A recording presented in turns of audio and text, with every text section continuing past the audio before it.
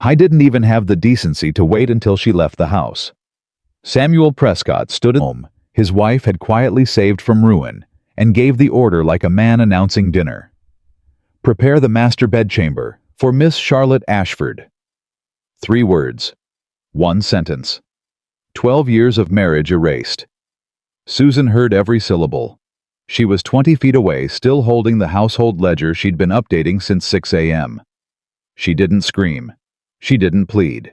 She walked to the old study, unlocked the cabinet no one else had ever touched, and rested her hand on 12 sealed envelopes. He never knew what was inside. He never even asked. If you have ever loved someone quietly and been answered with silence, stay with us. Subscribe now, because what comes next will change the way you see every woman who ever sacrificed in silence. The morning it happened, Susan had been awake since before dawn. That was not unusual. She had been waking before dawn for most of her 12 years at Prescott Manor, not from insomnia, not from anxiety, in any dramatic sense, but from the simple operational reality that a house of 23 staff, 4 tenant farms, and an estate whose finances required constant quiet management did not wait for a respectable hour to present its demands. She rose when the house needed her. The house, in Susan's experience, almost always needed her before sunrise. She had finished the quarterly provisions order by 7. She had reviewed the Pendleton lease correspondence by 8. She had made 2 decisions about the east pasture drainage that she would communicate to Thomas before noon, and she had written half a letter to Jonathan Reed about a matter she would not discuss with anyone else in the household. By 9 o'clock, she was in the upstairs corridor with the household ledger, moving toward the linen room to settle a discrepancy in the October inventory when she heard the carriages. Not 1 carriage. 2. She stopped walking. She knew the sound of carriages at Prescott Manor, the way she knew every sound in the house. The particular crunch of the gravel on the north drive versus the south. The difference between a hired vehicle and a private one. The weight distribution of a coach carrying luggage versus a coach carrying only passengers.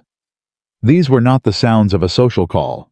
These were the sounds of luggage, of someone arriving with the intention of staying.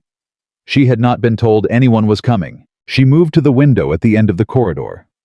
Charlotte Ashford stepped down from the first carriage. Susan had met Charlotte Ashford exactly 3 times. Once at a county assembly in the spring, once at a dinner hosted by the Redfern family in August, and once briefly wordlessly at a church service in September, where Samuel had positioned himself between them with the careful choreography of a man managing 2 things he did not want to collide. She had noticed each time the way Samuel watched Charlotte move through a room. She had recognized that watching.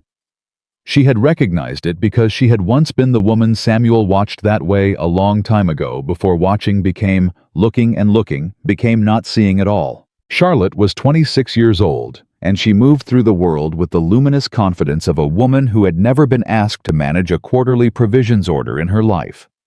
She looked up at Prescott Manor from the gravel drive the way people look at things they intend to possess. Susan set down the ledger, carefully on the window ledge precisely aligned with the edge. Then she walked downstairs. She found Samuel in the entrance hall. Howe was standing at the fireplace, the large one, the one that dominated the hall, the one Samuel had always favored because it made him feel Susan had long understood like the rightful lord of something significant. He had his back to her when she came in. He turned at the sound of her footsteps, and something moved across his face. Not guilt, not quite. Something more like the expression of a man who has been rehearsing a conversation and is annoyed to discover the other person arrived before he finished rehearsing. Susan. He straightened. I was about to send for you. You didn't need to. I'm here. He looked at her for a moment. Then he looked away, back toward the fire, and she watched him make a decision. In real time, watched the particular shift in his jaw that meant he had chosen the direct approach because he had decided the indirect one would take longer. Charlotte Ashford will be staying, he said. I've asked Mrs. Hollis to prepare a room. Which room? A pause. Half a second.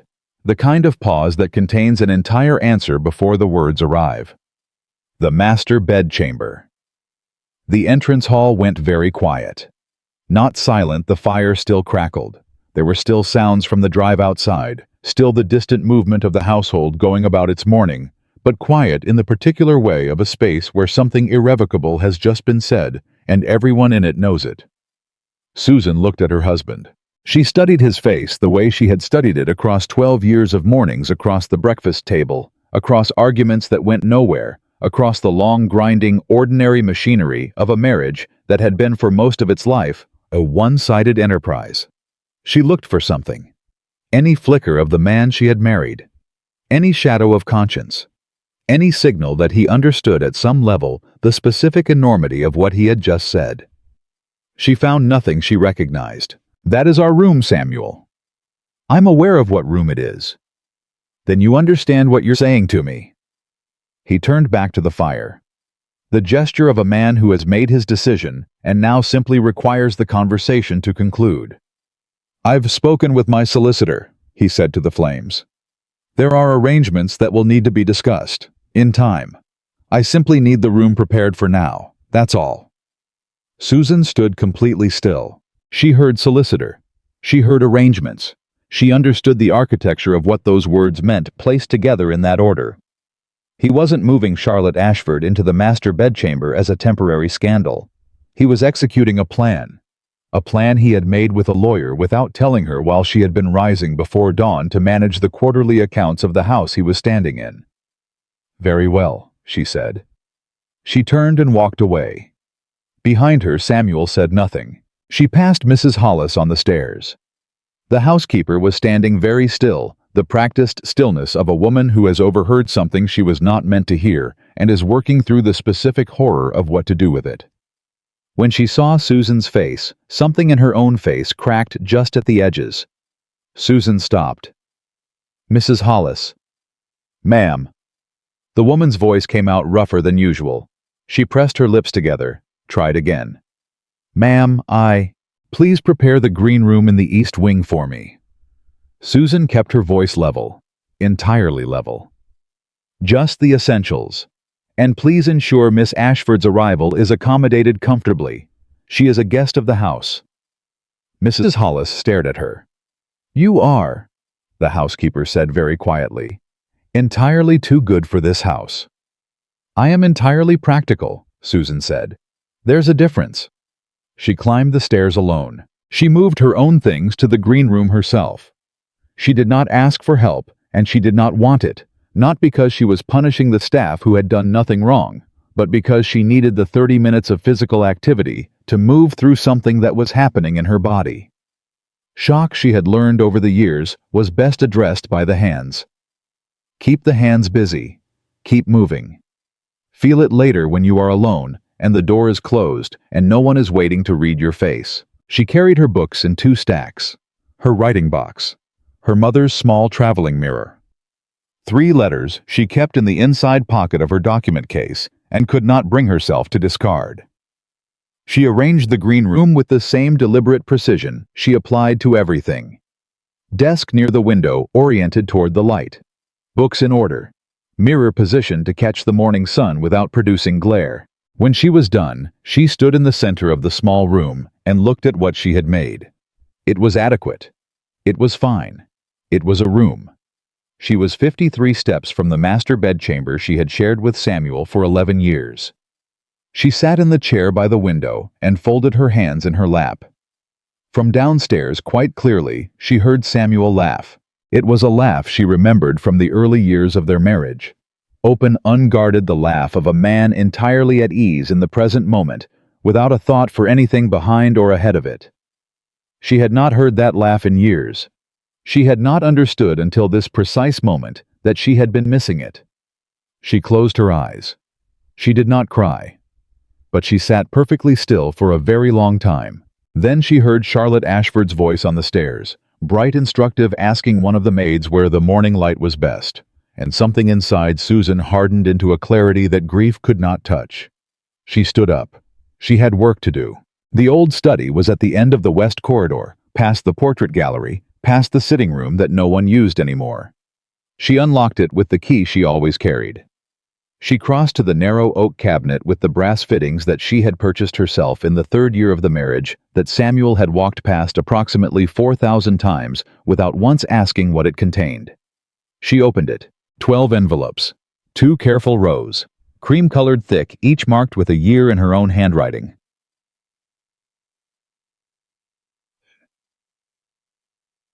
All the way to 1817. She had sealed the last one 6 months ago. She rested her palm flat against the face of the cabinet. The paper was cool. The house was warming around her. She could feel it, the particular morning warming of Prescott Manor. Something she had felt so many thousands of times that it lived in her body the way breathing did. She had loved this house. She wanted someone to know that. She had loved it not as a possession, but as a responsibility, the way you love anything that requires your consistent attention to survive. I truly hoped, she said to the cabinet, to the 12 years stacked neatly inside it, to no one at all, that you would never need to open these. She locked the cabinet. She went back to her desk. She needed to think, and thinking, for Susan Carter Prescott had always looked exactly like work. She had not come to Prescott Manor expecting to save it. She had come expecting a marriage, a partnership. Samuel had been charming in those early months, genuinely charming, not performed. He had a quality of attention when it was directed at you that made you feel like the most interesting person in any room. He was curious and funny, and capable of sudden surprising tenderness. He was also, she had come to understand, a man whose charm had always worked so well for him, that he had never needed to develop anything beneath it. The charm was real. The competence it implied was not. She had understood this slowly, the way you understand things that arrive wrapped in something pleasant. The first hint was in the estate accounts, which she had asked to review in the 3rd month of their marriage, with the pleasant explanation that she found numbers soothing, which was true, and the unspoken understanding that something in what she'd seen felt slightly wrong, which was also true. The accounts were not catastrophic. They were the accounts of a man who had inherited a house and a lifestyle, and an assumption that both would perpetuate themselves without requiring his direct attention. Samuel Prescott did not think about money the way most people thought about money. He thought about it the way the very comfortable think about it, as a resource that existed somewhere in the background of his life, reliably available, replenished by mechanisms he did not examine. The mechanisms were not reliably replenishing. The mechanisms were, in fact, quietly failing. Susan had spent 3 evenings reading the full picture. Then she had spent 1 more evening deciding what to do about it. She had 2 options. She could tell Samuel. She had tested this in her mind, had run the conversation forward, seen his face receive the information, watched him react. She knew her husband. She knew that Samuel Prescott, confronted with evidence of his own failures, did not become motivated. He became defensive. Defensive. Samuel spent money he didn't have on things he didn't need, because spending felt like control when everything else felt like collapse. She had watched this happen twice in their first year over much smaller things. Embarrassed. Samuel, she had written in the first note she folded into the first envelope, is more expensive than an uninformed one. So she had chosen option 2. She would handle it herself, and she would document what she handled, and she would review the decision every year. Every year, she made the same call. The first real crisis came in their 2nd year, in the form of a creditor from London named Aldrich, who arrived unannounced on a Tuesday afternoon and would not be persuaded to wait for Samuel, who was away. Susan had received him in the drawing room. She was 24 years old. She was technically the mistress of Prescott Manor. She had a gift for numbers, a complete grasp of the estate accounts, and the particular steady nerve of a woman who has decided that panic is not among her available options. She looked at the debt. She asked 3 questions. She negotiated a payment schedule in 40 minutes. The creditor left satisfied. Susan sat alone in the morning room afterward and felt something she hadn't anticipated. Not pride exactly. Something more complicated, the feeling of a woman who has just discovered she is capable of something significant, and that the discovery is entirely private, and that she is not sure whether to grieve that or simply file it away and move on. She filed it away. She opened an envelope. She placed a note inside it. She labeled it 1806. She put it in the cabinet. She did not mention it to Samuel. That was how it began. Jonathan Reed arrived at the side entrance at 5:30 that evening, the entrance he'd used for years, the one that bypassed the main hall and led directly to the study corridor. He was Samuel's solicitor technically, but he had become Susan's quiet correspondent somewhere around the 4th year of the marriage when it became clear to both of them that she was the Prescott who actually needed legal counsel on a regular basis. He came in with his hat in his hands, and his expression set in the particular way of a man containing something he does not yet know how to say. Susan was already at her desk. She had been waiting. "Tell me what you know," she said. He sat down. He turned his hat once in his hands. He filed the initial paperwork 3 weeks ago. Reed's voice was careful and precise. Legal separation. He believes the estate is in good standing. He intends to offer you a settlement based on that assessment. The room was very quiet. "A settlement," she said. "A portion of the household income as he understands it." Susan absorbed this. She absorbed the specific layered injustice of it that Samuel had visited a solicitor 3 weeks ago, had made a plan, had set a legal process in motion, all while she was waking at 5:30 to manage the estate he believed was simply in good standing on its own. "He has no idea what the estate's actual condition is," she said. "Or what it would be without—" "No," Reed said. "He does not." She looked toward the cabinet. "I want to leave," she said. "I've decided. I won't fight him for the house, Mr. Reed. I won't spend years of my life in a legal contest over a man who has demonstrated he cannot see what is right in front of him." Reed stared at her. "Susan." He abandoned professional distance. "What's in that cabinet would change every legal calculation. Your contributions to this estate across 12 years, the documentation alone. I know what the documentation shows. Then you know that in a proceeding, you would win." Her voice was steady. Entirely steady. "I know what I would win. I also know what winning would cost. The years of it. The exposure. The way Samuel would reframe every decision I made as control manipulation keeping him dependent." She paused. "And I know that at the end of all of it, I would still be a woman who spent 12 years in a house with a man who never once asked whether I was all right." Reed said nothing for a moment. "So what do you want?" "I want to leave cleanly," she said. "I want to leave knowing that what I did here was real, that the record exists, that someone eventually, when the time is right, will give him the cabinet key." She looked at Reed directly. "I want that someone to be you." Reed held her gaze for a long moment. "And if he never deserves to receive it, then you'll know," she said simply. "You'll know because you watch him more honestly than anyone. You'll know when the moment comes." She stood. She crossed to the cabinet. She opened it and showed him what was inside the 12 envelopes. 2 careful rows. 12 years of a woman's work and sacrifice, arranged with the same precision she applied to everything. Reed looked at them for a long time without speaking. "There's a letter in the last envelope," Susan said. "For him. Read it before you give it to him, not to edit it. I want you to read it so that when he receives it, someone in the world will know what it says."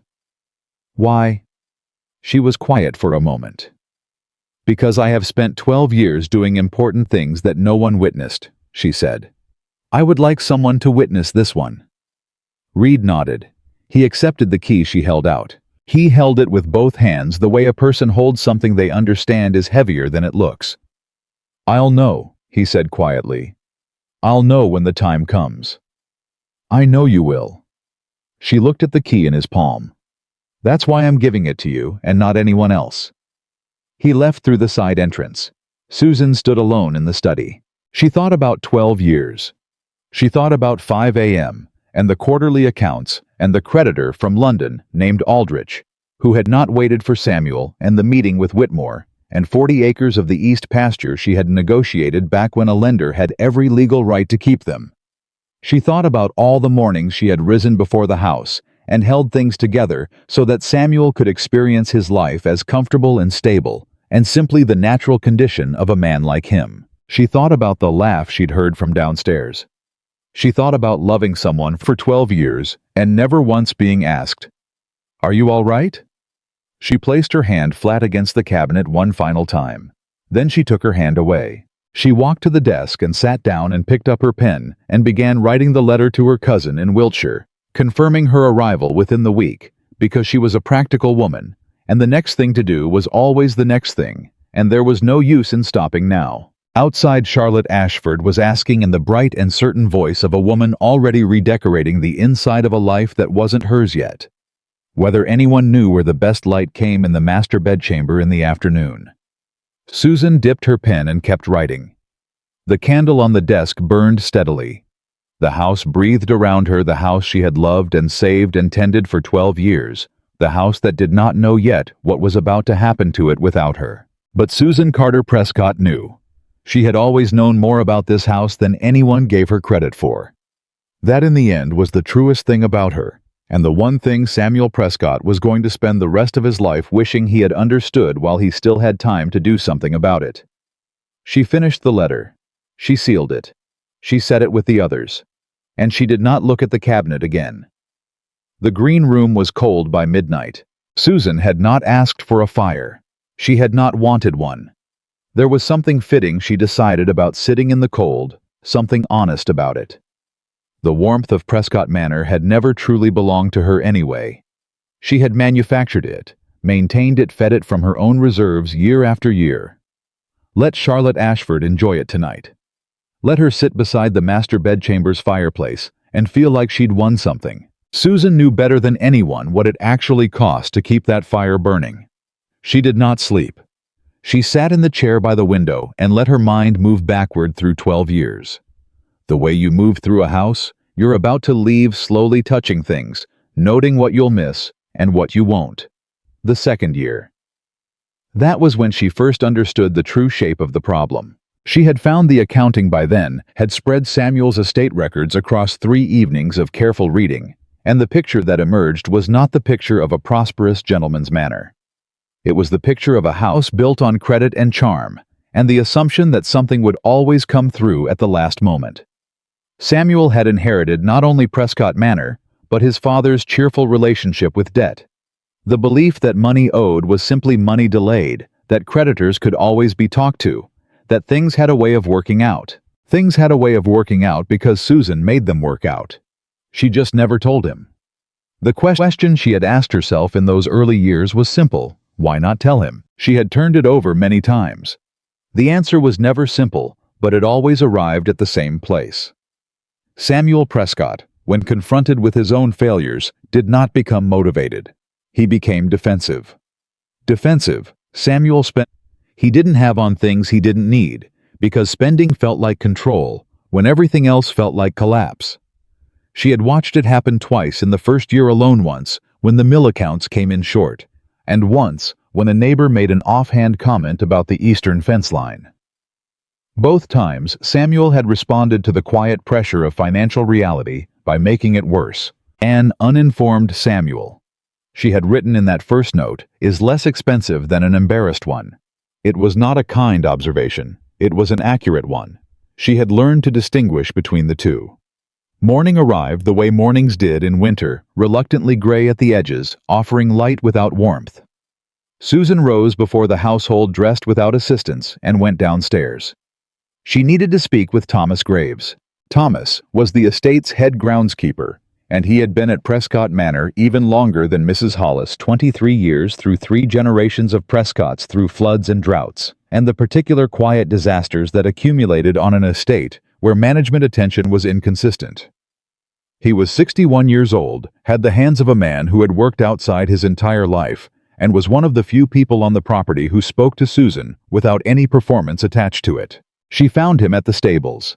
He saw her coming and straightened, and then he did something he almost never did. He took off his hat and held it against his chest, the way men hold hats at funerals. That told her everything about what the servants already knew. "Morning, Mrs. Prescott." "Thomas." She got directly to the point. "I need to know the condition of the East pasture lease." He blinked. Whatever he'd expected her to open with, it wasn't that. "The Hartley lease. It renewed in October, ma'am. Same terms. And the drainage work I approved in August, has it been completed?" "Finished in September. Runs clean now. Good, she paused. And the south boundary wall? Still needs the corner section repointed. I've had the stones sourced. Was waiting on... He stopped himself. Was waiting on final approval from Mr. Prescott. You have mine, she said. Get it done before the ground freezes solid. Thomas studied her face. Ma'am. I'm still the mistress of this estate, Thomas. Her voice was level and entirely certain. Until I am formally and legally otherwise, I am still the mistress of this estate. Nothing that happened yesterday changes the drainage work or the south wall. A beat of silence. Then Thomas Graves put his hat back on his head and nodded once with the particular solemnity of a man who has just decided where his loyalty stands. Yes, ma'am.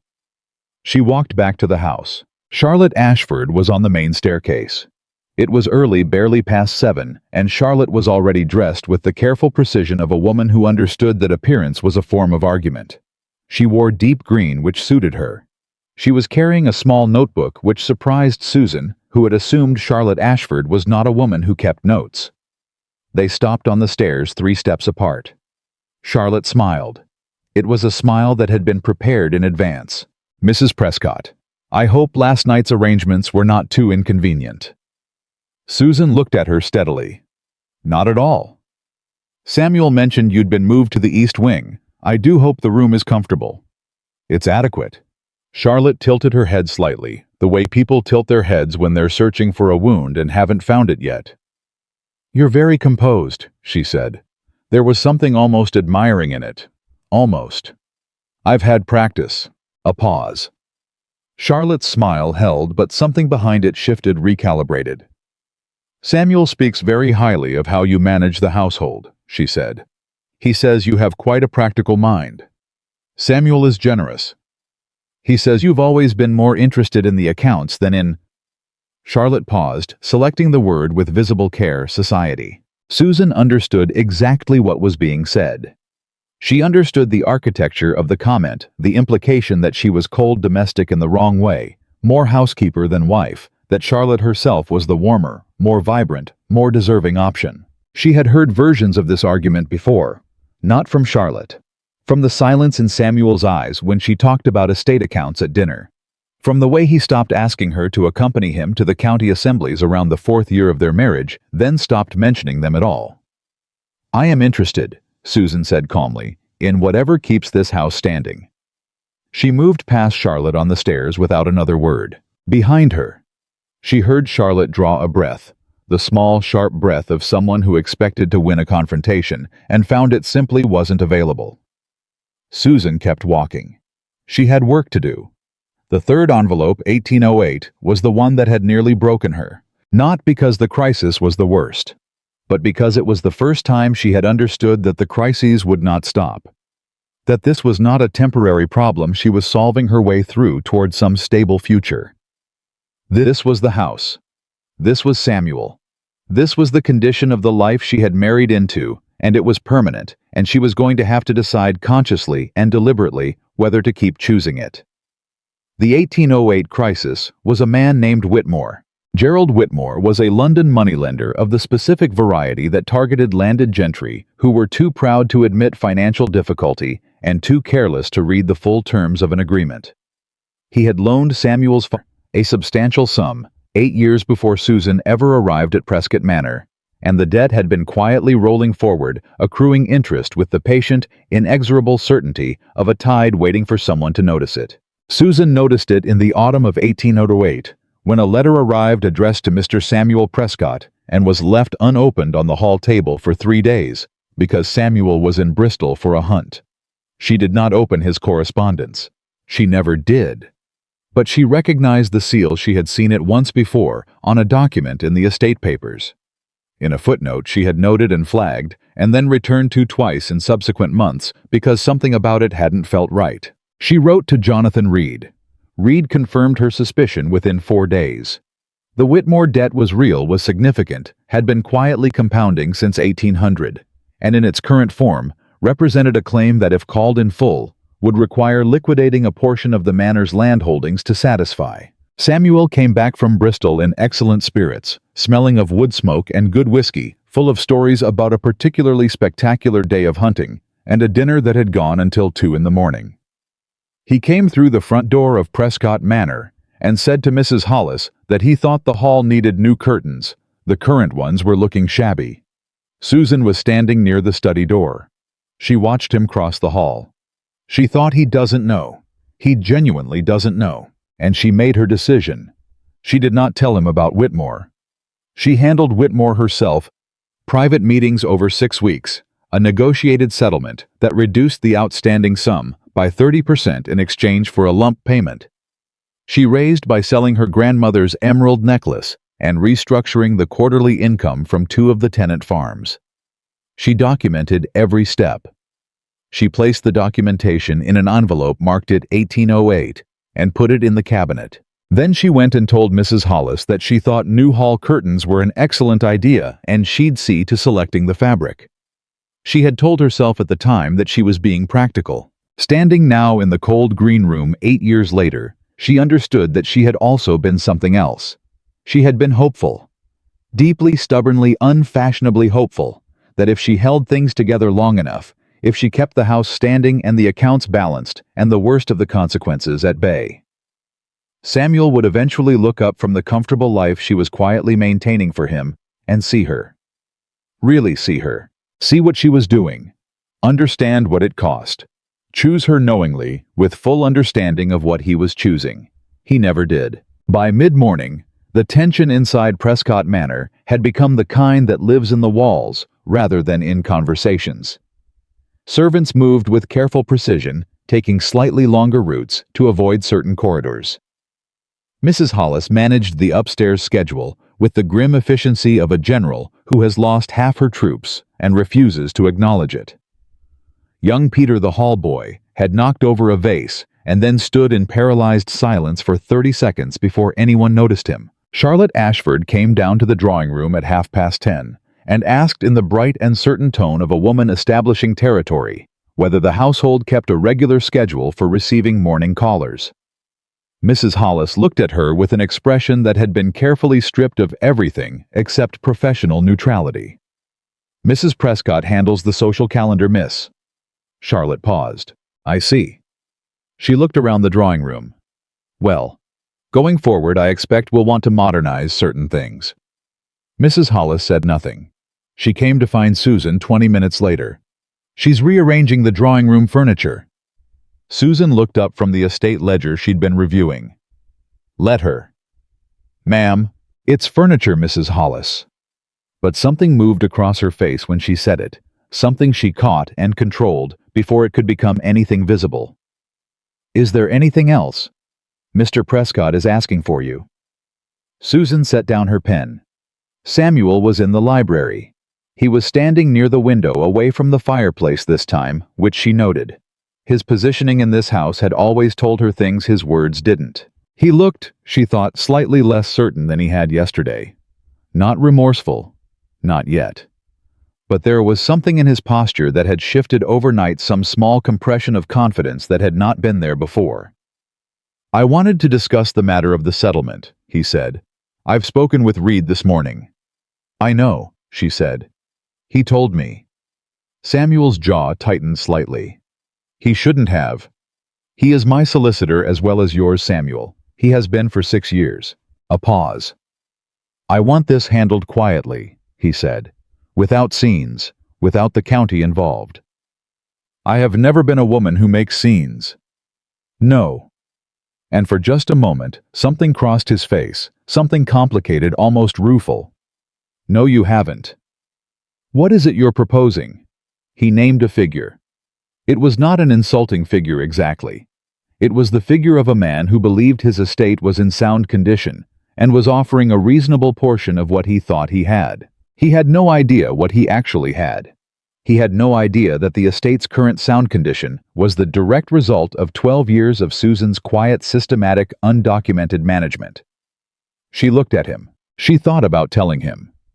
Right now, in this library, laying out the complete picture, Whitmore the emeralds, the restructured leases, The 40 acres she had negotiated back from a man who'd had every legal right to keep them. She thought about watching Samuel's face as he understood piece by piece what kind of woman he was sitting across from. She decided against it, not because he didn't deserve to know, but because the knowing wouldn't come from her. It needed to come from the envelopes. It needed to come after she was gone, when there was no possibility of him rewriting the story into something about her controlling him, managing him, keeping him dependent. It needed to come when the only witness to his reckoning was himself. "I'll need time to review the proposal with my own counsel," she said. "Of course." He seemed relieved. The conversation for him was going better than he'd feared. "And I'll need the remainder of the week to arrange my departure." Something shifted. "Your departure." "I won't remain here, Samuel. Not under these circumstances." She was very calm, extremely calm. "I'll go to my cousin's house in Wiltshire initially. I've already written to her." He hadn't expected that. She could see it, the small recalibration behind his eyes, the sudden awareness that the person across from him was not waiting to be accommodated. She already had a plan. "Susan, I think that's all that needs to be said for now." She left the library. In the corridor outside, she stood very still for exactly 3 seconds, long enough to let the shock of what she'd just committed to move through her body and settle, and then she walked back toward the study. There were things to do, letters to write, arrangements to confirm, the household accounts to close out and transfer the particular administrative machinery of a life being carefully disassembled. She wrote for 2 hours without stopping. At noon, a knock at the study door. She expected Mrs. Hollis. She expected perhaps Samuel again. It was Eleanor Marsh. Eleanor had been Susan's closest friend for 9 years, a widow, sharp-tongued and warm-hearted in equal measure, who lived 4 miles from Prescott Manor, and had made the drive today without being asked, which meant someone had sent word. She came through the door with her coat still on, and looked at Susan with an expression that contained several things at once: fury, grief, and the particular species of love that shows up without announcement and sits down without being invited. "Tell me everything," she said. "There isn't much to tell that you haven't already guessed. I want to hear it from you." Eleanor sat down. She pulled off her gloves. She looked at Susan the way she always had, directly, without the careful social softening that most people applied to difficult conversations. "All of it." Susan looked at her friend.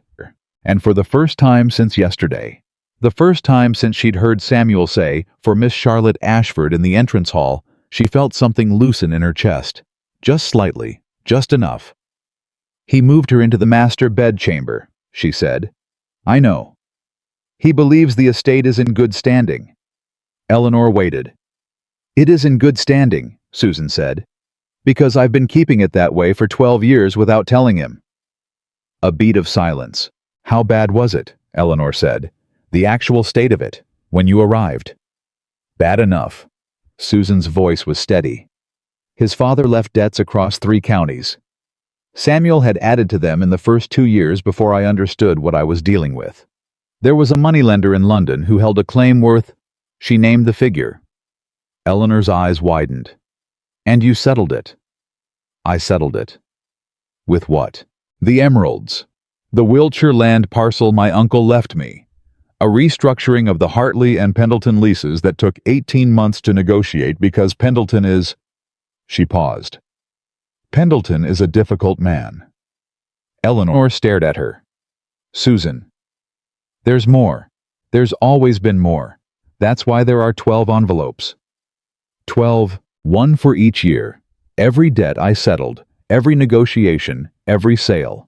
Documentation, receipts, my own notes on each decision and why I made it." She glanced toward the cabinet. "He'll find them when the time comes." "When will the time come?" "When the estate starts to show what it actually is without someone managing it correctly." Susan said it without satisfaction. It was simply a forecast. "Charlotte Ashford does not strike me as a woman who understands compound interest." Eleanor absorbed this. Then quietly, "You could fight him. You have grounds. With 12 years of documentation showing your contributions to this estate." "I know what I have." "Susan, I know." Her voice was firm. "I've thought about it.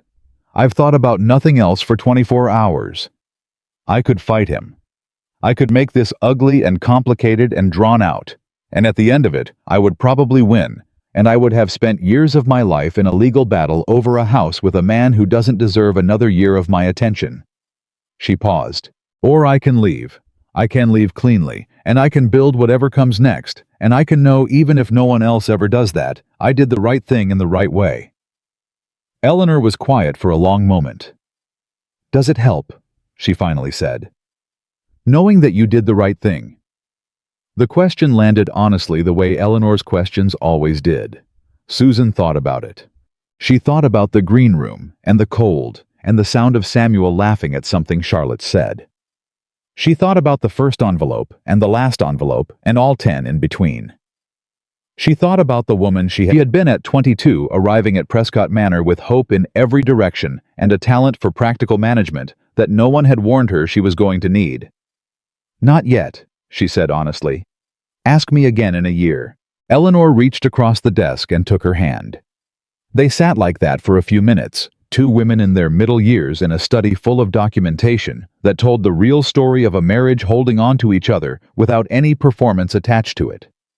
Then Susan straightened. "I need to finish the letters." "Of course you do." Eleanor pulled her gloves back on. At the door she stopped. "For what it's worth, and I know you didn't ask, I have always known exactly what kind of woman you are. I've known since the second year of your marriage, when you turned up at my house to ask me whether I knew anything about the Whitmore family's business dealings because you were doing a bit of research." Susan almost smiled. It was the closest she'd come to one in 2 days. "You never said anything." "You never wanted me to." Eleanor held her gaze. "I'm saying it now. You are the most remarkable woman I have ever known, and Samuel Prescott does not deserve one more minute of your considerable intelligence." She left. Susan sat alone in the study. She picked up her pen. She wrote the letter to her cousin in Wiltshire, confirming her arrival within the week. She wrote to Jonathan Reed with instructions about the cabinet and the envelopes, when to produce them, under what circumstances, with what guidance. She wrote 2 more letters she would not send until she had left the house. Outside, the afternoon light was fading. She could hear distantly the sound of Charlotte Ashford directing one of the maids about where to hang something in the master bedchamber. A mirror. It sounded like based on the discussion about angles and light. Susan finished the letter to Reed, folded it, sealed it. She wrote on the outside, "To be opened only when the time is right. You will know when." She trusted Jonathan Reed to know. She had always trusted him with the most important things. It occurred to her sitting in the fading light of an afternoon. She was already beginning to leave behind in her mind that he was probably the person who had understood her situation most completely and most consistently over the past 12 years, more than Eleanor, more than her cousin, certainly more than Samuel. More perhaps than she had allowed herself to understand it. She placed the letter in her document case. She looked at the wooden cabinet. 12 envelopes. 12 years. She had not opened a single one, though she had thought about it. Had thought about sitting down with 1806 and reading her own 24-year-old handwriting, revisiting that first negotiation. The earnest certainty of the woman who had genuinely believed she was solving a temporary problem. She couldn't do it. Not yet. Not here. Not in this house with Charlotte Ashford rearranging mirrors down the hall. She locked the cabinet. She went back to her letters. And somewhere in the back of her mind, beneath the practicality, beneath the plans, beneath the quiet and terrible composure that had carried her through 36 hours of her life, coming apart, something was building. Not anger. She had moved through anger sometime around 3 in the morning and had come out the other side of it into something cooler and more durable. Not grief. Grief was there, but grief was patient. Grief could wait. What was building in the quiet center of Susan Carter Prescott was something she hadn't expected. It felt like clarity, like the particular sensation of setting down something you've carried for so long that you'd forgotten it had weight and feeling for the first time in years, the full capacity of your own hands. She was going to leave this house. She was going to take nothing that hadn't been hers before she arrived. She was going to build something new in whatever space remained of her life, from whatever she actually was, rather than whatever this marriage had needed her to be. And Samuel Prescott was going to sit inside the comfortable, functional, carefully maintained life she had built around him, and he was going to begin slowly to understand what it took to keep it that way. Without her. The letter to her cousin was finished. She sealed it and set it with the others. Outside, the light was almost gone. The house was quiet in the particular way it went quiet in the early evening. The kitchen sounds settling, the servants moving to their own suppers, the grand machinery of Prescott Manor winding down for another night. Susan Carter Prescott sat at her desk in the fading light, and she let herself feel completely and without defense what it was to be a woman who had given everything to a place and a person and a promise, and to know with perfect clarity that she had done it well. That no matter what came next, she had done it well. That the 12 envelopes in the cabinet behind her were not a record of her victimhood. They were a record of her competence, her devotion, her extraordinary, unglamorous, unwitnessed love. And one day, someone was going to open that cabinet and understand exactly who Susan Carter Prescott had been. She was counting on it. Susan left Prescott Manor on a Thursday. She did not announce it. She did not stage a departure. She simply rose before dawn dressed in the dark, carried her 2 cases to the side entrance, where a hired carriage arranged through Jonathan Reed paid for from her own account, the one Samuel had never known about, was waiting on the gravel drive. Mrs. Hollis was there. Susan had not told her to be. But Mrs. Hollis was there standing in the cold, with her hands folded in front of her, and her eyes doing something complicated that her face was working very hard to contain. "You don't have to," Susan began. "I wanted to." The housekeeper's voice was rough at the edges. 19 years I've been in this house, ma'am. 19 years and I've never once—" She stopped, pressed her lips together, tried again. "You should know that every person on this staff understands what you've done here. Every single one." Susan looked at her for a long moment. "Take care of Thomas's drainage project," she finally said. "Make sure it gets finished before the ground freezes." Mrs. Hollis made a sound that was almost a laugh and almost something else entirely. "Yes, ma'am." Susan got into the carriage. She did not look back at the house. She had decided somewhere in the long, sleepless hours of her last night in the green room that looking back was not something she was going to do. Not today. Today she was going to look forward at the road to Wiltshire, at her cousin Margaret's house, where a room was waiting at whatever came next. The carriage moved. Prescott Manor disappeared behind the tree line. Susan Carter. Prescott folded her hands in her lap and breathed. She was 41 minutes down the road when she allowed herself quietly and without performance to cry. Not for long, not dramatically, just briefly, thoroughly, and with the particular relief of someone who has been holding something very tightly for a very long time and has finally found a private enough moment to let it go. Then she dried her face, straightened her spine, and watched the road. Back at Prescott Manor, the day began the way days had always begun, or tried to. The trouble started within a week. It started the way. Trouble always starts in a house where competence has quietly departed, not with a single dramatic failure, but with a dozen small ones accumulating faster than anyone could address them. The kitchen accounts ran short because no one had placed the quarterly order with the provisions merchant in time. The Pendleton lease payment arrived, and no one knew where it was supposed to be recorded or which account it was supposed to offset. A letter came from a creditor in Bath. A creditor Susan had been managing with careful quarterly correspondence, and it sat on the hall table for 4 days before anyone thought to bring it to Samuel's attention. Samuel brought it to Charlotte. Charlotte looked at it and said with perfect confidence that it was probably something Susan had handled, and that they should simply write back and say things were under new management now. They wrote back. The creditor in Bath was not reassured by this response. He wrote again more formally, and the figure he cited this time was larger than the one in the first letter. It had grown. It was the nature of this particular debt, one of the ones Susan had been carefully managing through regular partial payments, that it grew when the payments stopped. Charlotte did not know this. Samuel did not know this. Neither of them had ever had to know it because Susan had handled it. Samuel went to Jonathan Reed. Reed sat across from him in the solicitor's office with his hands folded on the desk, and his expression professionally neutral, which was a very specific kind of neutral that Samuel, in his current state, was too distracted to read correctly. "I need to understand the Bath account," Samuel said. "The creditor is claiming a figure that doesn't match anything in my household ledgers." "Which ledgers are you consulting?" "The household accounts, the main ones." Reed paused. "Those would be the ledgers Mrs. Prescott maintained." "Yes." "And you've reviewed them thoroughly?" "I've looked through them. The figures seem right, the current ones, but there are references to other accounts I can't locate. Sub-accounts, it looks like. Cross-references to documents I can't find in the study." Reed said nothing. Samuel leaned forward. "Reed, is there something you know that I should know?" A long pause.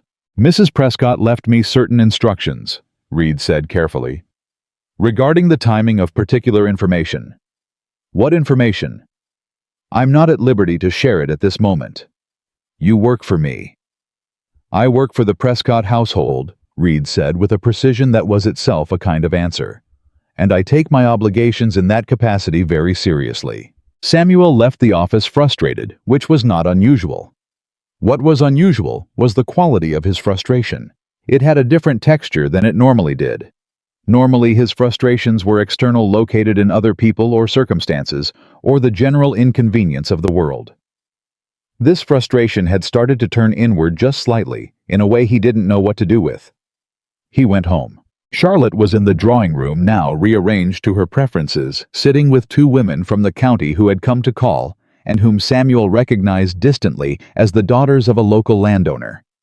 They were laughing at the three of them, with the particular brightness of people who have found a new social configuration they find exciting. Samuel stopped in the doorway. He stood there for a moment, looking at the room. Something was wrong with it.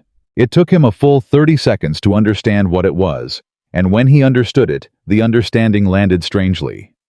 The drawing room had always worked, had always been a room that functioned effortlessly, that guests moved through with ease, that had a particular quality of welcome.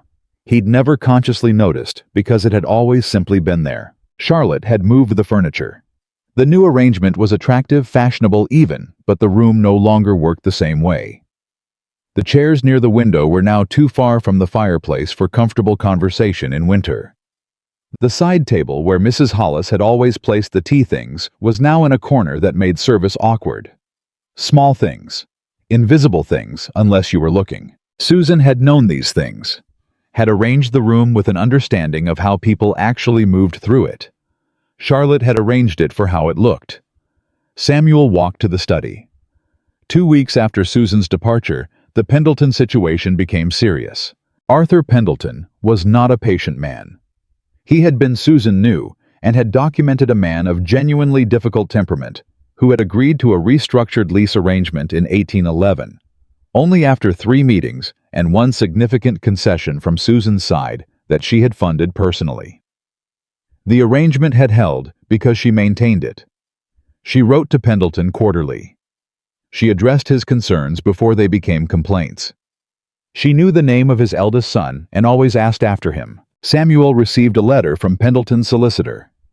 The letter questioned the terms of the lease agreement and suggested that the original documentation was unclear on certain points and that Pendleton was considering his options.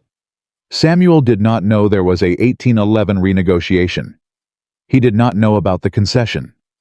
He did not know that Arthur Pendleton's patients had a very specific price that Susan had been quietly paying for 6 years. He wrote back a letter that was in the technical sense correct about the terms of the lease and deeply catastrophically wrong in tone. He wrote it the way a man writes who believes he holds the superior position and wants the other party to understand this. Pendleton's solicitor wrote back within a week. The figure they were now discussing was substantially larger. Charlotte found Samuel in the library at 10 o'clock that night staring at the letter. "What is it?" "Pendleton." He set the letter down. "He's challenging the lease terms." "Can he do that?" "His solicitor seems to think so." Samuel pressed 2 fingers against his forehead. "There's apparently a renegotiation in 1811 that I can't find the documentation for. Reed says the file should be in the estate records, but... He stopped. Charlotte sat down. Samuel. She chose the word carefully. Is it possible that Susan managed things in a way that wasn't entirely transparent? He looked at her. What do you mean? Only that some women, when they feel they have been overlooked in a marriage, find ways to make themselves seem more essential than they. That's not what happened. The certainty in his voice surprised him as much as it seemed to surprise her. He hadn't planned to say it that way, but it came out with a conviction that was, he realized, real. He did not know what Susan had done, or hadn't done, or why, but he knew with sudden bone-deep certainty that whatever it was, it had not been about making herself seem essential. She had never needed to seem anything. She simply was. Charlotte looked at him with an expression that was working hard at being supportive, and was achieving something slightly to the left of it. I'm sure you're right, she said. Samuel picked up the letter again. He was not sure of anything, but he was beginning to be sure that he had been missing something. Something large.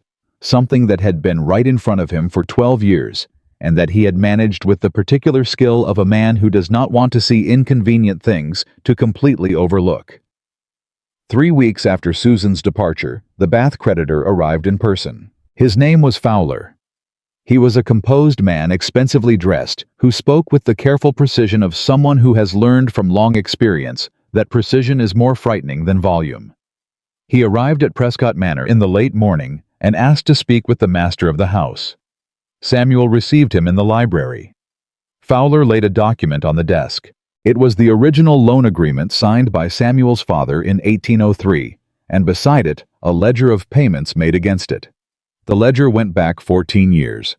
The payments were regular quarterly recorded in handwriting. Samuel recognized immediately because he had watched that handwriting compose household accounts and correspondence for 12 years. Susan's handwriting. Every quarterly payment. For 14 years. Reducing a debt his father had contracted, and that Samuel had not known existed. We received no payment this quarter, Fowler said. Nor the previous one. We wrote twice and received responses that suggested the account was under new management, but offered no payment date. Samuel was looking at the ledger. He was not looking at Fowler. He was looking at 14 years of Susan's handwriting, making quarterly payments on a debt he had not known was his. Mr. Prescott. Fowler's voice was patient and very precise. The outstanding balance with the missed payments and accumulated interest is... He named the figure. Samuel looked up. He asked Fowler to repeat it. Fowler repeated it. The figure was large enough to require at minimum the sale of the eastern parcel of land, the very parcel that Susan had in 1809, negotiated back from a different lender at significant personal cost. Samuel did not know this yet, but he was beginning to understand the shape of something enormous. After Fowler left, Samuel sat in the library for a very long time. He did not call for Charlotte. He did not call for Reed. He sat alone with this document Fowler had left, and with the growing, terrible, vertiginous feeling of a man who has just realized that the floor he's been standing on confidently for 12 years is not solid ground. It is a bridge, and someone else has been maintaining it. He went to the study. He stood in front of the wooden cabinet that he had walked past. He now calculated probably 4,000 times in 12 years without ever once asking what was inside it. It was locked. He tried 3 keys from the household ring. None of them fit. He sent for Reed. Reed arrived 2 hours later and stood in the study doorway and looked at Samuel standing in front of the cabinet and allowed himself privately to feel that the moment had come. She left a key with me, Reed said, along with instructions. What instructions? To give it to you when the time was right. A pause. She said I would know. And you know now. Yes. Reed reached into his coat and produced the key. He held it out. I think you'd better sit down first. Samuel took the key. He did not sit down. He unlocked the cabinet. The 12 envelopes were exactly as Susan had left them, arranged in 2 careful rows, cream-colored, each marked with a year in her precise handwriting. They were the most orderly thing in a study that had over the past 3 weeks become significantly less orderly than it had been during Susan's tenure. Samuel picked up the first one. 1806. His hands, he noticed, were not entirely steady. He broke the seal. Inside a document, a receipt and a folded note in Susan's handwriting. He read the note first. The attached represents the settlement of a debt contracted with a Mr. Aldrich of London in 1804, which came to my attention in the spring of our second year. I negotiated the settlement myself over 3 meetings and funded the payment through the sale of my grandmother's pearl earrings. I have not told Samuel because I believe he would find this information embarrassing and that his embarrassment would make him careless.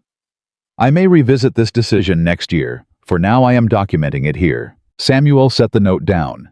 He picked up envelope 1807, a creditor's letter, a payment receipt, a note. Samuel mentioned this week that the West grounds are looking well managed. They are. I renegotiated Hargreaves's contract in August.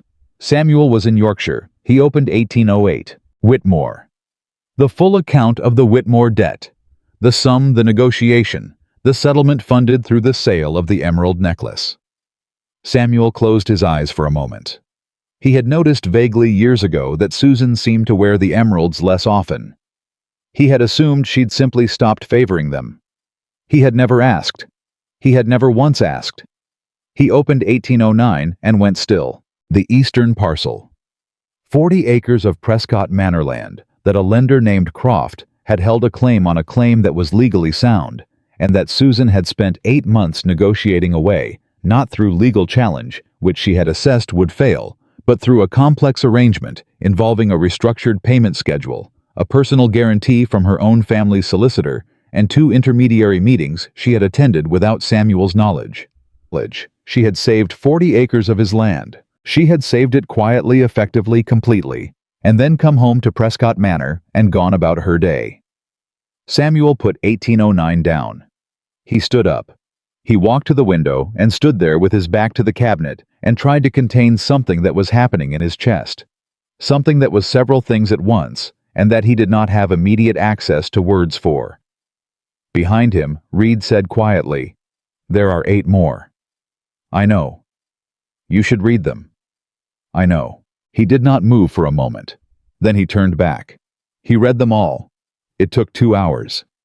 Reed sat in the chair near the door and said nothing, which was precisely the right thing to do, and Samuel read 12 envelopes in the order they were arranged, and with every one the picture grew larger and more complete and more devastating. 1810.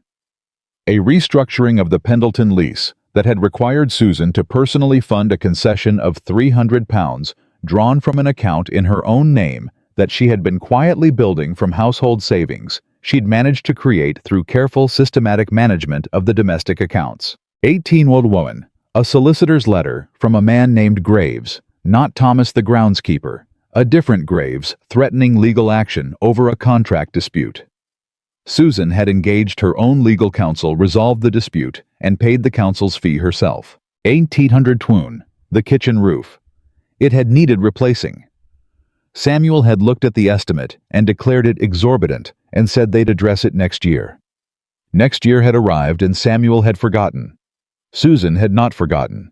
She had found a different contractor, negotiated a lower rate, and funded the difference between the contractor's fee and what she could legitimately charge to the household accounts from her own resources. She had documented her reasoning. If the kitchen roof fails in winter, the kitchen becomes unusable. An unusable kitchen costs more in disruption and alternative arrangements than the repair. Samuel will not see this until it becomes the larger problem.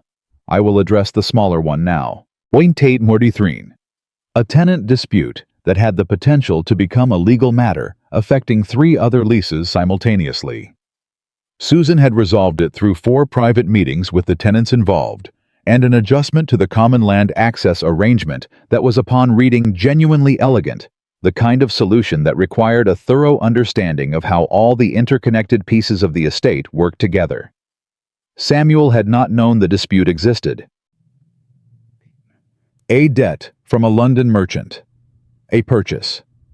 Samuel himself had made, and apparently forgotten, because the merchant's original bill had been addressed to Samuel, filed under the wrong correspondence, and would have gone to litigation within 90 days if Susan had not found it, recognized it, and quietly settled it. The note for 1814 was the shortest of all 12. He bought a horse. Samuel closed his eyes. He remembered the horse. A good one. He'd been pleased with it. 1816.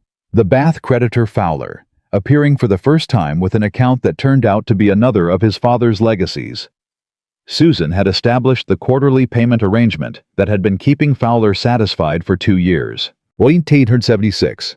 A near-catastrophic failure of the mill accounts, which served 4 tenant farms, and which Susan had restructured after discovering the original management arrangement was generating losses that would have become visible to Samuel within 18 months. She had not told him because, and she said this plainly, in the 1816 note, without anger, as a simple observation.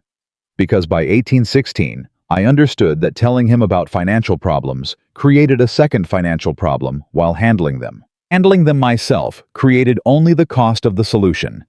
1817 was the last envelope. It was different from the others. The documentation inside was thinner, just a few pages dated from early that year, addressing a small creditor matter she had been managing before everything changed. But the envelope also contained a letter. A full letter sealed separately inside with, "For Samuel," written on the outside in her handwriting. Samuel looked at it for a long moment. Reed said nothing. Samuel broke the seal. "Samuel, if you are reading this, then things have gone the way I believed they might, and Mr. Reed has made the judgment that the time has come for you to have this. I want to be clear about something before I say anything else. I am not writing this to make you feel guilty. Guilt, in my experience, is only useful if it produces something.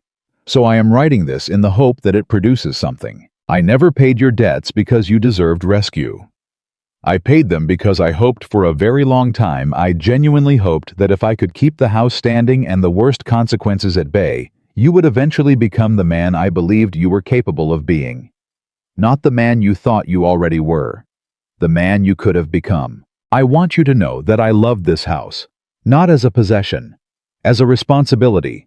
I loved what it could be when it was properly tended. I loved the Hartley tenants and Thomas's drainage work, and the kitchen that has a good roof now, and the 40 acres you still own in the east because someone thought it was worth fighting for. I want you to know that I loved you. I want you to know that clearly without hedging, because I think you have spent years constructing a story in which I was cold and managing and more interested in accounts than in you. And I want to tell you that that story is wrong. I was interested in the accounts because the accounts were keeping you. The accounts were the floor you were standing on. I chose to maintain the floor instead of pointing out that you weren't looking at it. That was my choice. I am not asking you to absolve me of it or to thank me for it. I'm asking you to understand it. What I did here in this house across 12 years was an act of love. Imperfect, undisclosed, frequently exhausting love, but love. I hope one day you become the man who understands the difference between a woman who keeps quiet because she has nothing to say and a woman who keeps quiet because she has learned that the wrong audience makes words useless. I was never the wrong woman, Samuel. You were simply not yet the right man, with everything that was true between us. Susan Samuel Prescott sat in the chair behind the study desk. He had the letter in his hands. Outside the window, the grounds of Prescott Manor extended in every direction. The east pasture with its good drainage, the south boundary wall with its newly repointed corner, the kitchen garden that had been expanded in the 6th year of the marriage, the lane that ran down to the river that Susan had walked every morning for 12 years. His face was doing something he had not permitted it to do in a very long time. Jonathan Reed stood up quietly and moved toward the door. "Reed!" Samuel's voice came out rougher than he intended. Reed stopped. Samuel stopped, pressed his hand against his mouth for a moment, tried again. She knew, didn't she? She knew exactly what was happening, and she chose to stay anyway. Reed turned to face him. "For a very long time," Reed said carefully, "yes." "And when she stopped choosing it?" "She left with 2 cases and a hired carriage," Reed said. "She didn't take anything that wasn't hers before she came." The words landed like stones. Samuel looked down at the letter in his hands. He had been given over the past. 12 years, an extraordinary gift. The kind of gift that is invisible precisely because it is so completely and consistently provided that its absence becomes unimaginable. The gift of a house that worked. of an estate that functioned, of a life maintained to a standard he had assumed was simply the natural state of things. He had never once asked what it cost. He had never asked who was paying. From downstairs came the sound of Charlotte's voice, bright and assured, directing someone about something.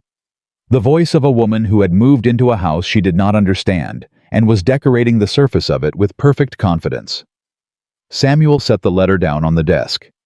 He placed his hands flat on the wood and looked at the 12 envelopes spread before him. 12 years. 12 times the floor had started to give way beneath him. 12 times someone had repaired it in the night in secret at personal cost and said nothing. He had stood on that floor and thought himself a capable man. He had stood on it and called her cold. He had stood on it and brought Charlotte Ashford into the house and ordered Susan moved out of her own bedchamber, moved out of the room in the house she had saved 12 separate times, and he had felt standing in front of that fireplace, giving that order like a man who was finally taking control of his own life. The sound that came out of Samuel Prescott in that study, with the 12 envelopes spread before him and Susan's letter in his hands, was not a dramatic sound. It was quiet. It was the sound of a man understanding completely, and without defense, the specific shape of what he had done and what he had failed to do. It was the sound of a reckoning arriving years late in the body of a man who had spent 12 years choosing not to look at what was right in front of him. Reed stood in the doorway and said nothing. There was nothing to say. The 12 envelopes lay open on the desk. Each one a year. Each one a choice Susan had made in the dark without witness, because she had believed for as long as believing was possible that the man she loved was worth the cost. Samuel pressed his fist against his mouth and breathed. Outside on the grounds of Prescott Manor, on the grounds she had tended and negotiated for and rebuilt piece by piece across 12 years, the afternoon light was beginning to shift, and somewhere on the road to Wiltshire, Susan Carter Prescott was building something new. The morning after Samuel read the 12 envelopes, Charlotte Ashford came down to breakfast and found him already dressed, already standing, already somewhere else in his mind entirely.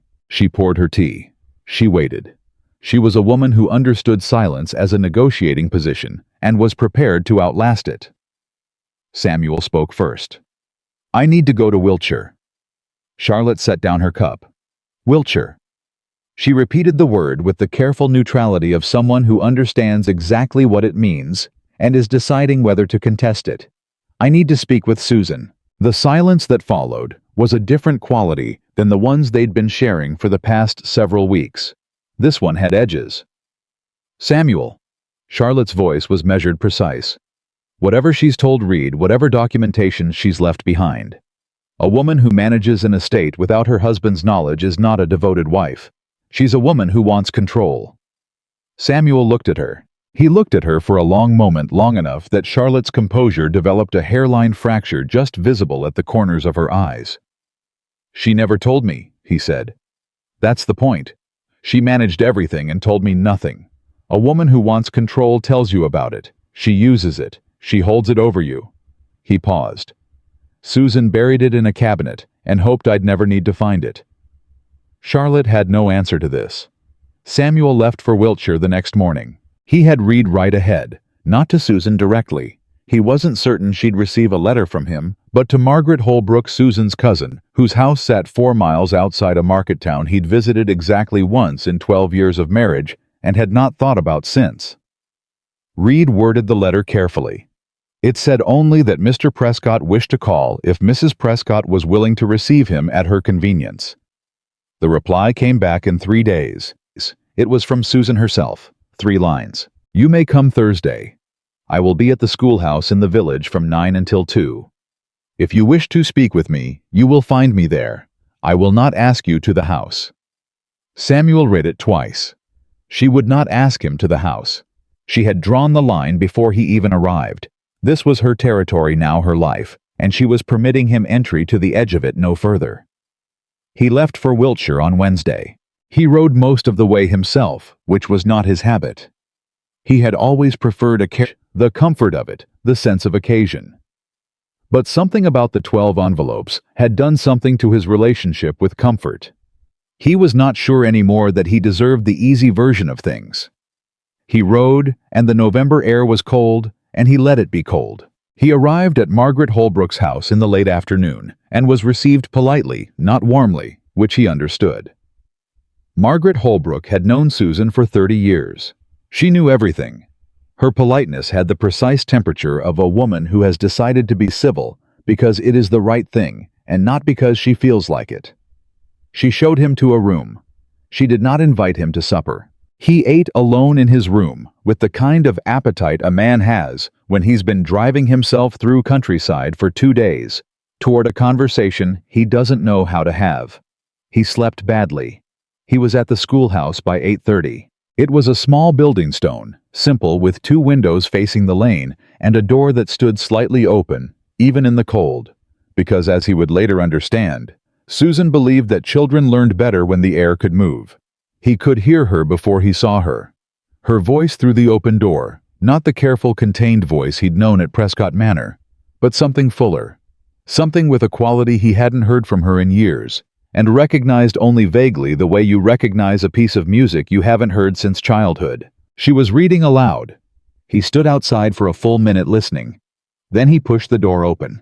The room held perhaps 14 children ranging, he estimated from 7 to 12 years old, seated on benches, every one of them oriented toward Susan, with the complete attention of children who are genuinely engaged rather than merely compliant. Susan stood at the front of the room with a book open in her hands, and she was reading with the kind of presence that made the story real, and not a single child in the room was looking anywhere except at her. She looked up when she heard the door. Their eyes met across the room. Something moved across her face. Not surprised, she had known he was coming, but something more complicated. A kind of bracing. The particular expression of someone who has prepared for a hard thing and is now discovering that the preparation was necessary. She looked, he thought, more herself than he had seen her in years. Not better dressed, or more comfortable, or more at ease in any social sense. Simply more herself, more fully occupying whatever she actually was, without the careful management of everyone else's perceptions that had been the constant subtext of their life together at Prescott Manor. She turned to the children. "We'll continue after lunch. Please take your readers and work on the passage we marked."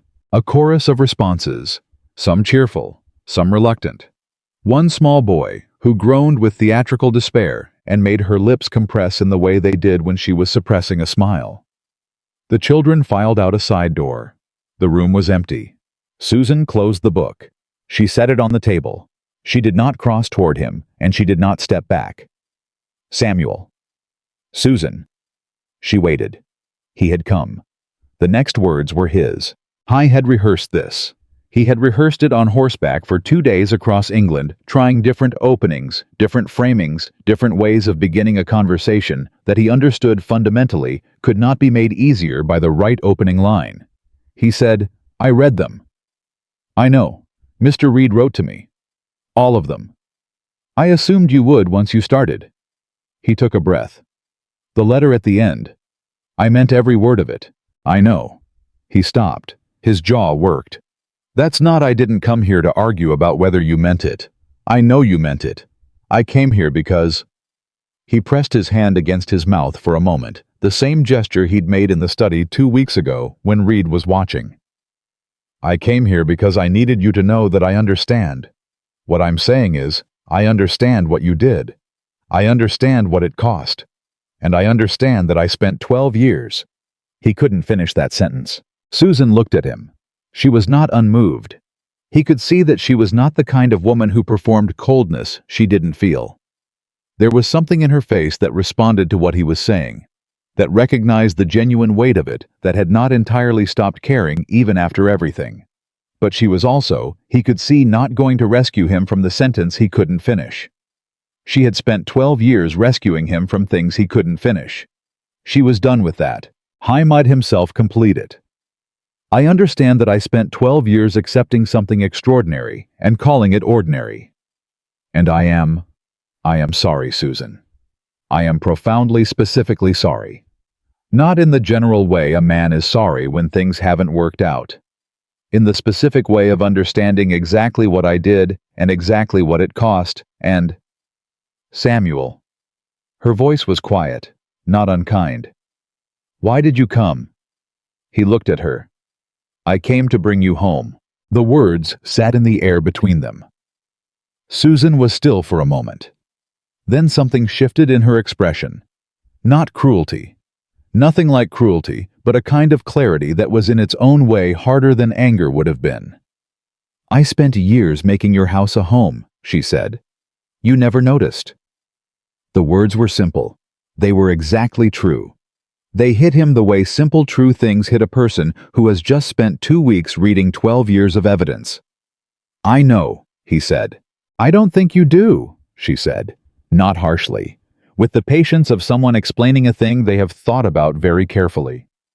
Knowing right now in this moment, because you've read the documentation, that's not the same as the kind of knowing that would have changed things while there was still time to change them. "Then tell me the difference," he said. "Tell me what the kind of knowing that would have changed things looks like." She looked at him for a long moment. "It looks like asking," she said simply. "Just asking, once across 12 years if things were all right, if there was anything I was managing that I needed support with, if the house was if I was fine." She paused. "You never asked Samuel, not once." He had no answer to that, because it was true.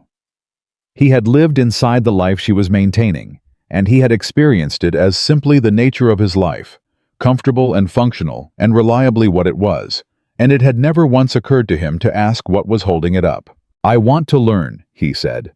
I'm not asking you to forget what happened. I'm not asking you to pretend the 12 envelopes don't exist or that Charlotte—" He stopped, swallowed. "I know what I did.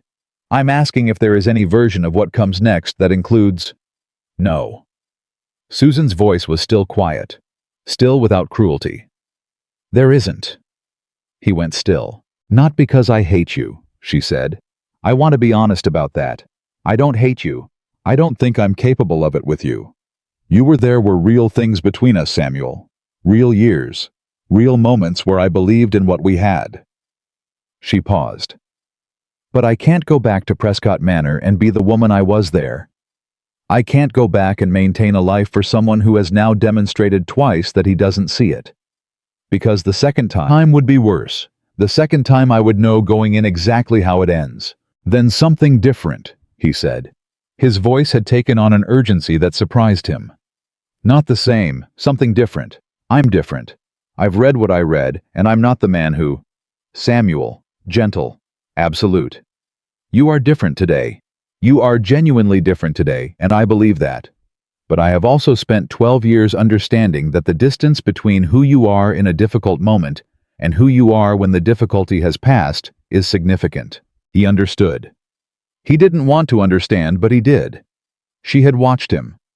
For 12 years, she had watched him the way a good estate manager watches the property, not with suspicion, but with accurate attention.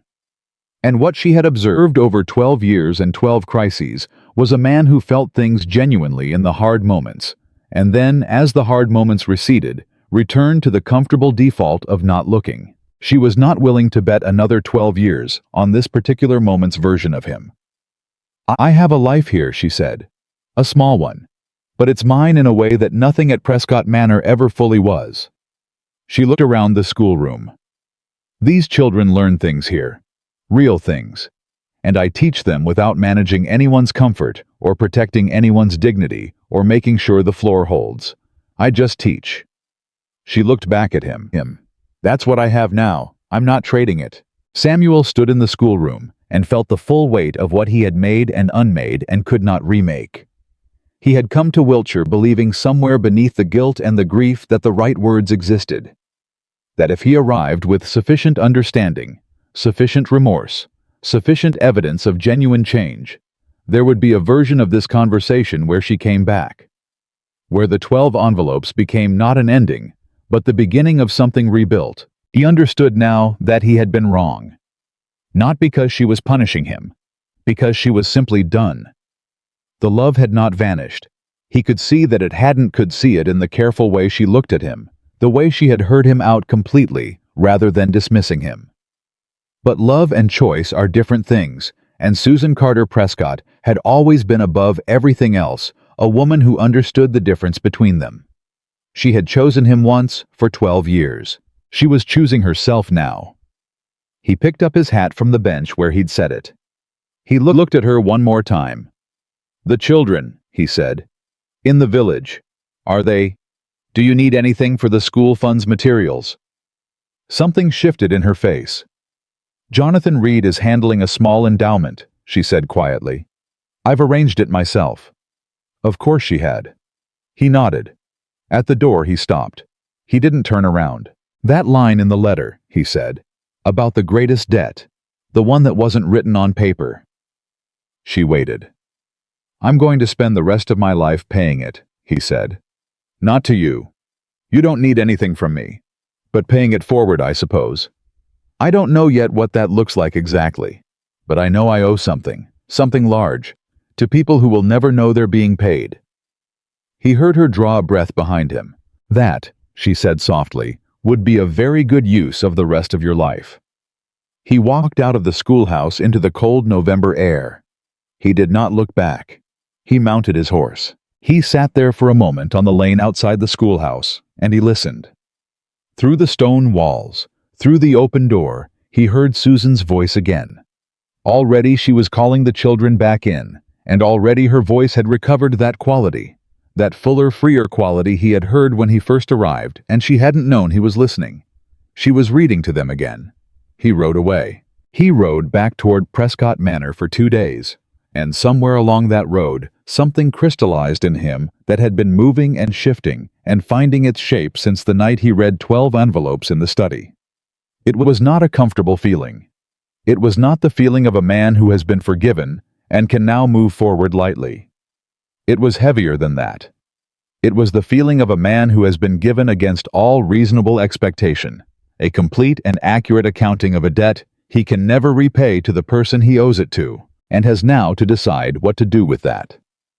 He arrived at Prescott Manor on a Saturday.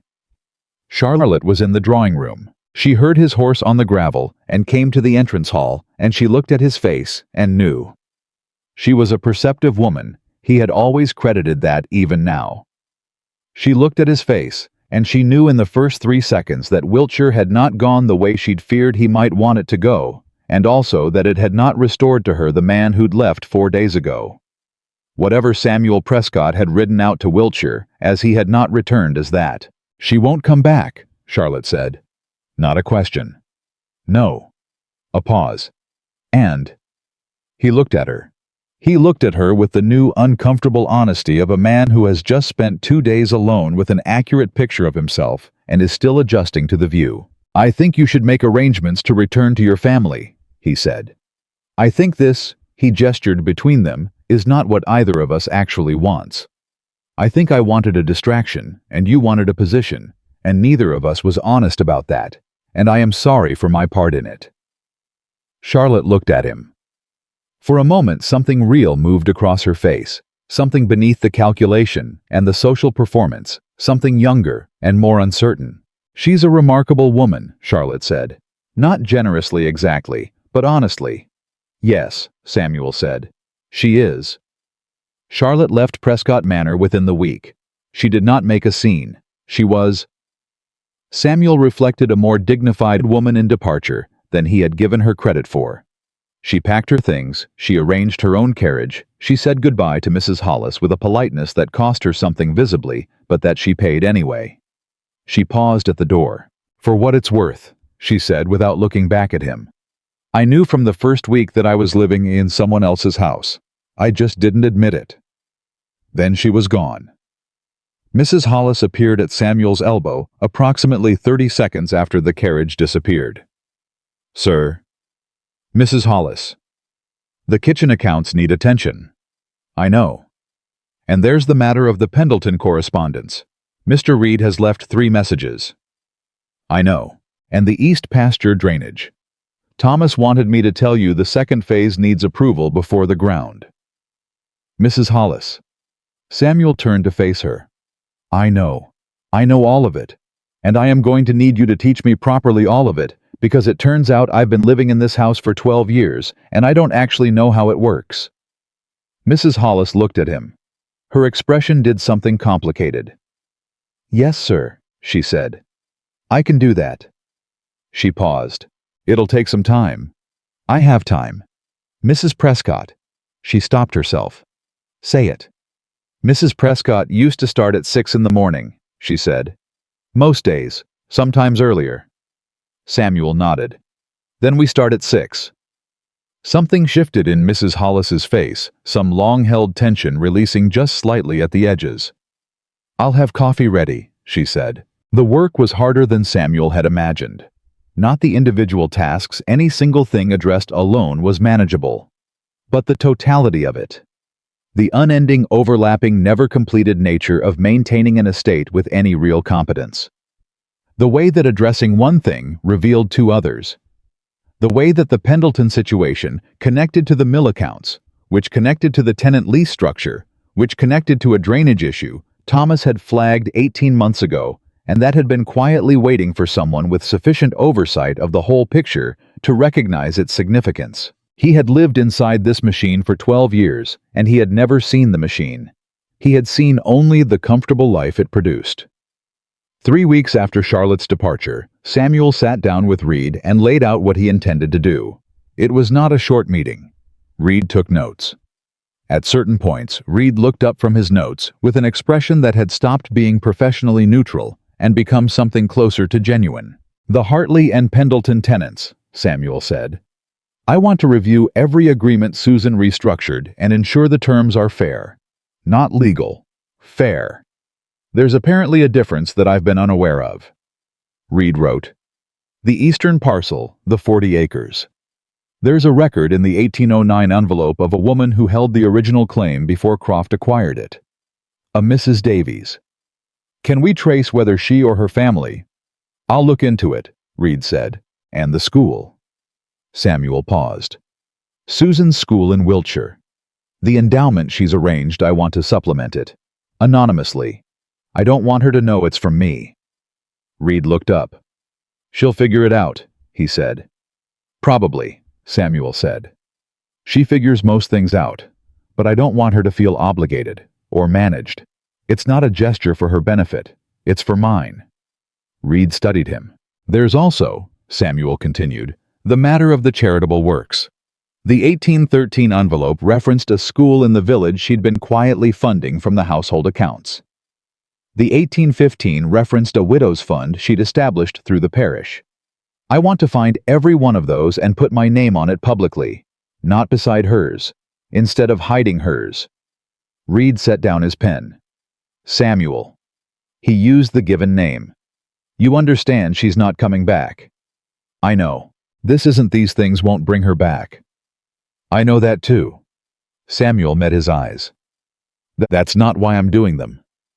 Reed picked up his pen again, and quietly, without performance, without the easy redemption arc of a man doing good works to earn forgiveness from a specific person. Samuel Prescott began the long, unglamorous work of becoming someone who deserved the house he lived in. It started at 6 in the morning with Mrs. Hollis and cold coffee and an account ledger that made him tired just looking at it.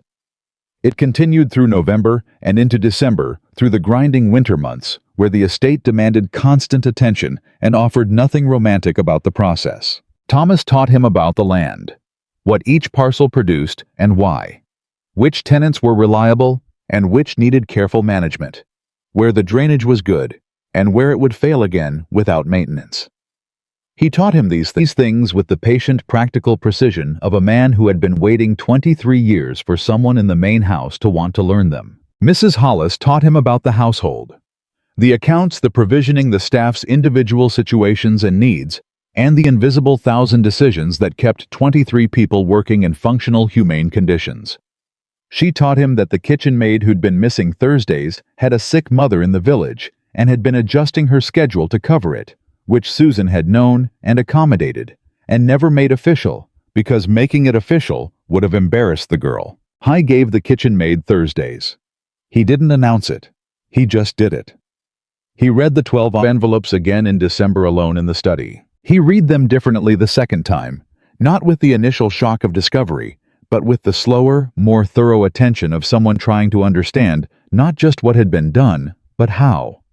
The skill of it, the thinking, the particular quality of mind that had looked at a complicated multivariable problem and consistently found the most efficient, least damaging path through it. He had called her cold in his mind for years, had told himself she was interested in management at the expense of warmth, that her practicality was a kind of emotional absence. Reading the 1810 envelope again, the one about Pendleton, the concession she had funded from her own savings, he found this note he had not fully absorbed the first time. I told Samuel tonight that the Pendleton situation was in good order. He was relieved and went to his study. I sat in the morning room for an hour afterward and thought about how much I would have liked to tell him the truth, not the details, but the feeling. That I had spent 3 weeks on this, and that it had cost me genuinely, and that I was proud of how it resolved. I would have liked to share that with someone. I would have liked for the someone to be him. Samuel set the envelope down. He put his face in his hands. She had wanted to tell him. She had wanted to share it the way a person wants to share something they're proud of, something they've worked hard on, something that cost them. She had wanted the someone to be him. And he had been relieved that the situation was in good order and gone to his study. He stayed in the study a long time that night. He did not have the luxury of despair. That was something he understood now. Despair was another form of not looking, another way of making the feeling about yourself rather than about what needed to be done. He let himself feel the full weight of what he had lost, and what it had cost, and what could not be undone, and then he set it beside him and picked up the ledger. There was work to do. There was always work to do, and every morning at 6 o'clock with cold coffee and account books, and the sound of the house waking up around him. Samuel Prescott was beginning to understand slowly, imperfectly, without anyone watching, what it actually took to deserve the life he was living. He understood it the way you understand something that comes too late to be useful in the way you originally needed it. But not too late to matter. Not entirely. The first anniversary of Susan's departure from Prescott Manor fell on a Thursday. Samuel knew it was Thursday because he had been counting. Not obsessively, not in the way of a man who cannot move forward, but with the particular deliberate awareness of someone who has decided that some dates deserve to be felt rather than managed. He rose at 5:30 earlier than his usual 6, and he went to the study before Mrs. Hollis had the coffee ready, and he unlocked the wooden cabinet, and he took out the 12 envelopes. He read them the same way he'd read them the second time, slowly, with attention, with the specific humility of a man who no longer had the luxury of shock to hide behind. Just the facts.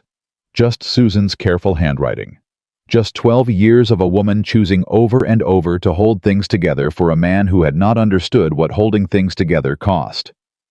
He was on the 4th envelope when Mrs. Hollis appeared in the doorway with the coffee. She saw the envelopes spread across the desk.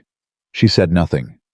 She set the coffee down and left quietly the way she'd learned to read the study's morning silences over the past year. He read all 12. Then he sat for a while with the last letter, for Samuel, open in front of him. He had read it so many times that he knew it by heart, but he read it again anyway. There was something in the reading of it that still did something to him. Even now, something that did not diminish with repetition. I never paid your debts because you deserved rescue. I paid them because I hoped one day you would become the man you believed you already were. He folded it carefully, placed it back in the envelope, placed the envelope back in the cabinet. He locked it. He picked up his coffee and went to find Thomas. There was a boundary wall that needed inspecting. That was the rhythm of it now. Grief and work. Grief and work. One inside the other. Neither one pausing for the other. He had learned across 12 months that this was not a temporary arrangement. This was not a phase of recovery he would complete and emerge from into some easier version of his life. This was simply what his life was now. The work was real. The weight of what he understood was real. Both were permanent. He did not resent this, in the strange, incomplete accounting of what he had become. In a year, not resenting it was perhaps the thing he was most quietly proud of. The boundary wall was in good order. Thomas walked it with him and pointed out 3 places that would need attention in spring, and Samuel listened with the focused, specific attention that had taken him 8 months to fully develop, the kind of listening that actually retains what it hears and connects it to the larger picture. Thomas had noticed the change. He'd said so once obliquely, in the way men like Thomas said things obliquely. The east pasture's looking sound, Thomas had said one morning 6 months in. The drainage held through the autumn. Yes, sir, Susan Mrs. Prescott's drainage. A pause. Good work lasts. Samuel had heard everything Thomas meant. It does, he'd said. That had been the entirety of the exchange. It had been enough. Now walking the south boundary in the cold January air. Samuel paused at the corner section. Susan had approved the repointing of the work. Thomas had been waiting on final approval for the day. Susan told him he had hers. The mortar was solid. The corner held. Good work lasts. I went back to the house. There were letters to write. There were always letters to write, the administrative correspondence of a functioning estate that he was now managing with Reed's guidance, and a competence that was still growing, but was no longer embarrassing. He had stopped being embarrassed approximately 4 months in, when he realized that embarrassment was also a form of making things about himself. He wrote to the Pendleton solicitor. A relationship now stabilized, the terms, finally renegotiated on terms that were fair, in the way Susan had understood the word, rather than simply legal. He wrote to the mill account manager. He wrote to the parish regarding the Widows' Fund, which he had formalized and expanded in October, with a quiet donation that the parish recorded under Susan's name, because that was where it belonged. The last letter he wrote that morning was to Jonathan Reed. He had been thinking about this for 3 weeks. Thinking about it carefully, the way he'd learned to think, not reaching for the most comfortable version of the idea, but the most accurate one. Testing it against what he understood now about the difference between gestures that served the person making them and actions that served the people they were nominally for. He wrote, I would like to establish a formal charitable trust in the name of Susan Carter Prescott. Not the Prescott Estate Trust. Her name. Her full name. I want it to support the education of children in the 3 parishes surrounding the manor, and I want the terms of the trust to make it impossible for any future action of mine to alter or dissolve it without her explicit written consent. Advise me on the mechanism. He sealed the letter. He sat back. I thought about her in the schoolhouse in Wiltshire, the children oriented toward her with their complete attention. The book in her hands, the quality in her voice he had heard through the door before she knew he was there. He thought about the small life she had said was hers, in a way nothing at Prescott Manor had ever fully been. He was not building this trust to give her Prescott Manor back. He was building it because 12 envelopes had told him with receipts and documentation and her own handwriting what she had valued. What she had chosen over and over to protect and fund and quietly maintain, even when she had no obligation and no witness. He was simply making sure the record was accurate. That afternoon, Eleanor Marsh arrived. Eleanor had become over the past year, something Samuel had not anticipated, and had no adequate category for a visitor. A regular one, not social in the conventional sense. She came ostensibly to manage some correspondence she shared with the County Women's Charitable Committee that Susan had established in the 5th year of the marriage, and that Eleanor now ran, ostensibly. In practice, Eleanor Marsh came to Prescott Manor once a month and sat across from Samuel in the morning room and told him things he needed to hear without softening them, which was a service he had come to value more than almost anything else in his current life. She came in from the cold and accepted coffee from Mrs. Hollis, and looked at Samuel with the particular expression she wore when she was deciding whether to open with the difficult thing immediately or let him settle first. She opened immediately. I heard from Susan last week. Samuel went still. She's expanding the school. Eleanor wrapped both hands around her coffee cup.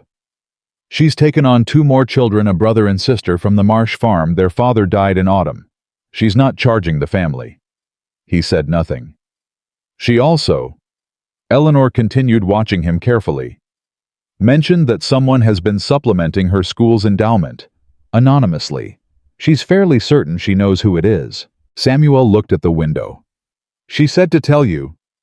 Eleanor paused with an unusual hesitation.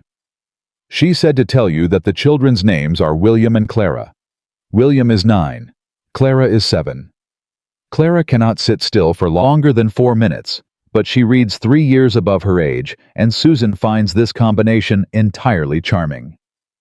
Something moved across Samuel's face. She wanted me to know their names, he said. Yes, I understood why. It was the most Susan thing he could imagine. Not a thank you, not an acknowledgement of the donation in any formal sense. Just the names of the children it was helping. Just the specific human irreducible reality of what the money actually did. "How is she?" His voice came out quieter than he intended. Eleanor considered the question with the honesty she applied to everything. "She's good," she said at last. "Genuinely good. Not performing it. Not recovering from something. Just good. She has her cousin's house. She has the school. She has Eleanor Marsh, who is very entertaining company, and don't argue with me about that." Samuel almost smiled. "I'm not arguing." "She asks about the estate sometimes," Eleanor said. "Not about you specifically. About Thomas's drainage work. About whether the East pasture lease renewed on good terms. About Mrs. Hollis." "I'll write to her," he said. "About the drainage. I think she'd appreciate that." He wrote that evening. He kept it short, 2 paragraphs, the East pasture, the south boundary wall. Thomas's assessment of the spring work needed. He wrote it the way Susan had written her household notes, factually specifically without sentiment, pasted over the surface of things. He wrote it as a report to someone who understood the estate and might find the accurate information useful or interesting. He signed it Samuel Prescott, Prescott Manor. Not your husband, not Samuel, just the name and the house. He wasn't sure if she'd write back. She did. 3 weeks later. 2 paragraphs. The Wiltshire schoolroom's new windows. William's progress with long division. A brief note about a drainage principle she'd observed on her cousin's land that might apply to Thomas's spring assessment. She signed it S.C. Prescott. Her initials first. Her name. He read it 4 times. Then he put it in the cabinet next to the 12 envelopes because it belonged there. Because it was part of the true record of things, and he had decided that the true record of things was what the cabinet was for. Spring came. With it came the news from London that the legal separation had been formally processed. A quiet, administrative matter that Reed had managed with the minimum necessary exposure. Samuel signed the documents in Reed's office on a Tuesday afternoon and felt afterward, not relief exactly, but something like the sensation of a knot finally releasing. Not because the separation was what he wanted, because it was honest. Because pretending their marriage was anything other than what it had become, what he had made, it would have been one more version of not looking. He signed. He shook Reed's hand. He went home. Mrs. Hollis was waiting at the door. "Thomas needs you," she said. "East fence line. 3rd post from the north corners rotted through. He wants approval to replace the section." Samuel put his coat back on. He went to look at the fence. He approved the repair. I went back to the house and ate supper alone in the dining room, which was smaller than the formal dining room, and which he had claimed over the past year as his default. He had stopped requiring the formal dining room for one person. He ate and he read correspondence, and he thought without planning to, about a dinner Susan had once arranged in the formal dining room for county guests. A dinner that had been remarked on for months afterward as the finest anyone could recall, a dinner he had accepted as simply the natural product of his household, without ever asking what had gone into it. He had been, he thought now, profoundly and specifically asleep. He was awake now. It was a harder way to live. Everything had more texture when you were actually paying attention to it. The cost of things was visible. The labor was visible. The people doing it were visible, their fatigue and their effort, and the quiet pride they took in work done well, which he had been receiving as an invisible benefit for years, and was now seeing clearly and was responsible for honoring. I was doing better at honoring it. Not perfectly, but better. In the summer, Jonathan Reed arrived with a document that needed Samuel's signature and stayed for an hour afterward, which was not his habit. He sat in the study, the same chair. He'd sat in the night. He gave Samuel the key to the cabinet, and he looked around the room with the expression of a man taking an inventory. "She'd be glad," Reed said finally, "if she knew the full shape of it." "She knows enough of it," Samuel said. "Eleanor tells her things." "Eleanor tells her what's useful," Reed paused. "I'm telling you what's true." Samuel looked at him. "She made a choice," Reed continued carefully, "to leave the envelopes, to trust that they'd reach you at the right moment. She made that choice not knowing whether it would matter, whether you'd read them and feel guilty for a week and then return to exactly who you were. He held Samuel's gaze. She bet on you, against fairly significant evidence. Samuel thought about this. She lost the bet, he said. She lost it before she made it.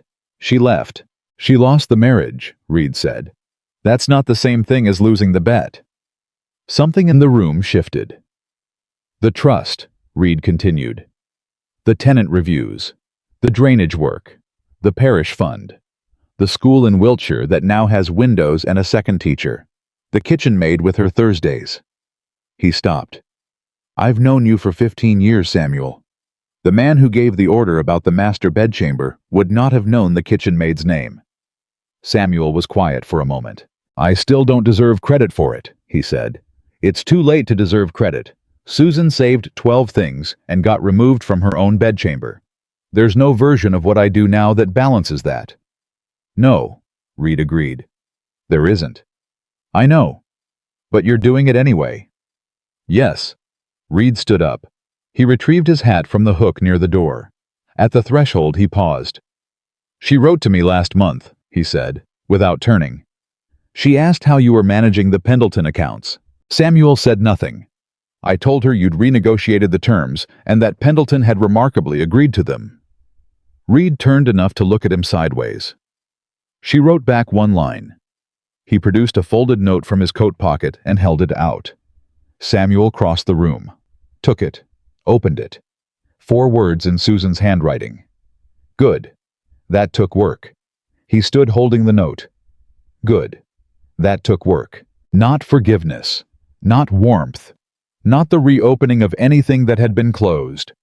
Just the acknowledgement from a woman who understood exactly what the Pendleton renegotiation required, that it had required something real.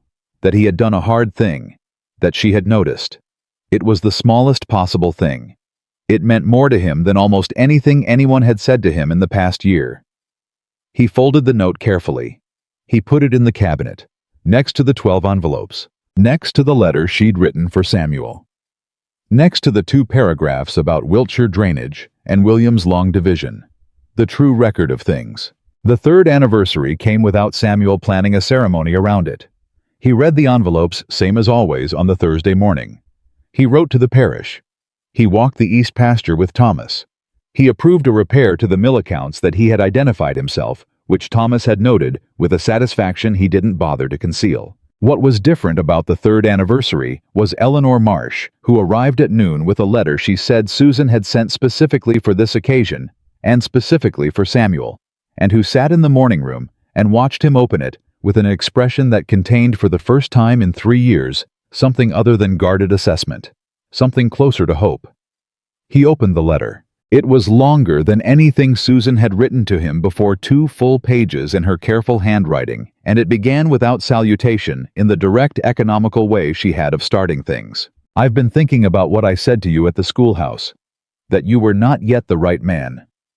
I want to tell you something I didn't say then, which is that I believed even when I said it, that you could become him. I didn't say that because I didn't think it was useful to you at the time. I think it might be useful now. I hear things from Eleanor, from Mr. Reed, from the parish reports that come through the charitable trust, which is generous beyond anything I expected, and which I want you to know has meant real things to real children. William passed his arithmetic examination. Clara is reading Defoe. I am not writing to revisit what happened between us.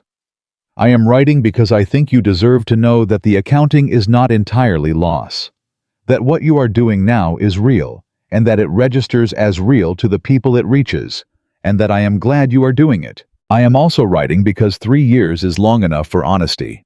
So here it is. I still think about the estate in the morning. Automatically. First thing. I think about the east pasture and the Pendleton accounts, and whether Mrs. Hollis remembered to order the winter provisions early. Then I remember that it's not mine anymore, and I feel 2 things simultaneously: relief, and something that has no clean name. I love that house. I want you to know I loved it. I also love this life. I want you to know that too. You asked me once to tell you what the kind of knowing that would have changed things looked like. You remember. The kind of knowing that comes from asking, from genuine attention, from being present to what's right in front of you. You know now. I can see it in the letters Reed shows me, and the decisions Eleanor describes, and the trust documents that carry my name on them in the way they do. You know now, that doesn't give us back what we lost. I want to be honest about that. But it means something. It means the 12 envelopes did what I hoped they would do when I sealed them and put them in the cabinet. They reached you. The real you, not the frightened version, not the defended version, but you. I am glad. Susan Samuel sat with the letter for a long time. Eleanor waited. She was very good at waiting. She's all right, he said finally. Not a question. She's more than all right. Eleanor's voice was careful. She's exactly who she always was, just without the furniture rearranged around her. He understood what Eleanor meant. He folded the letter.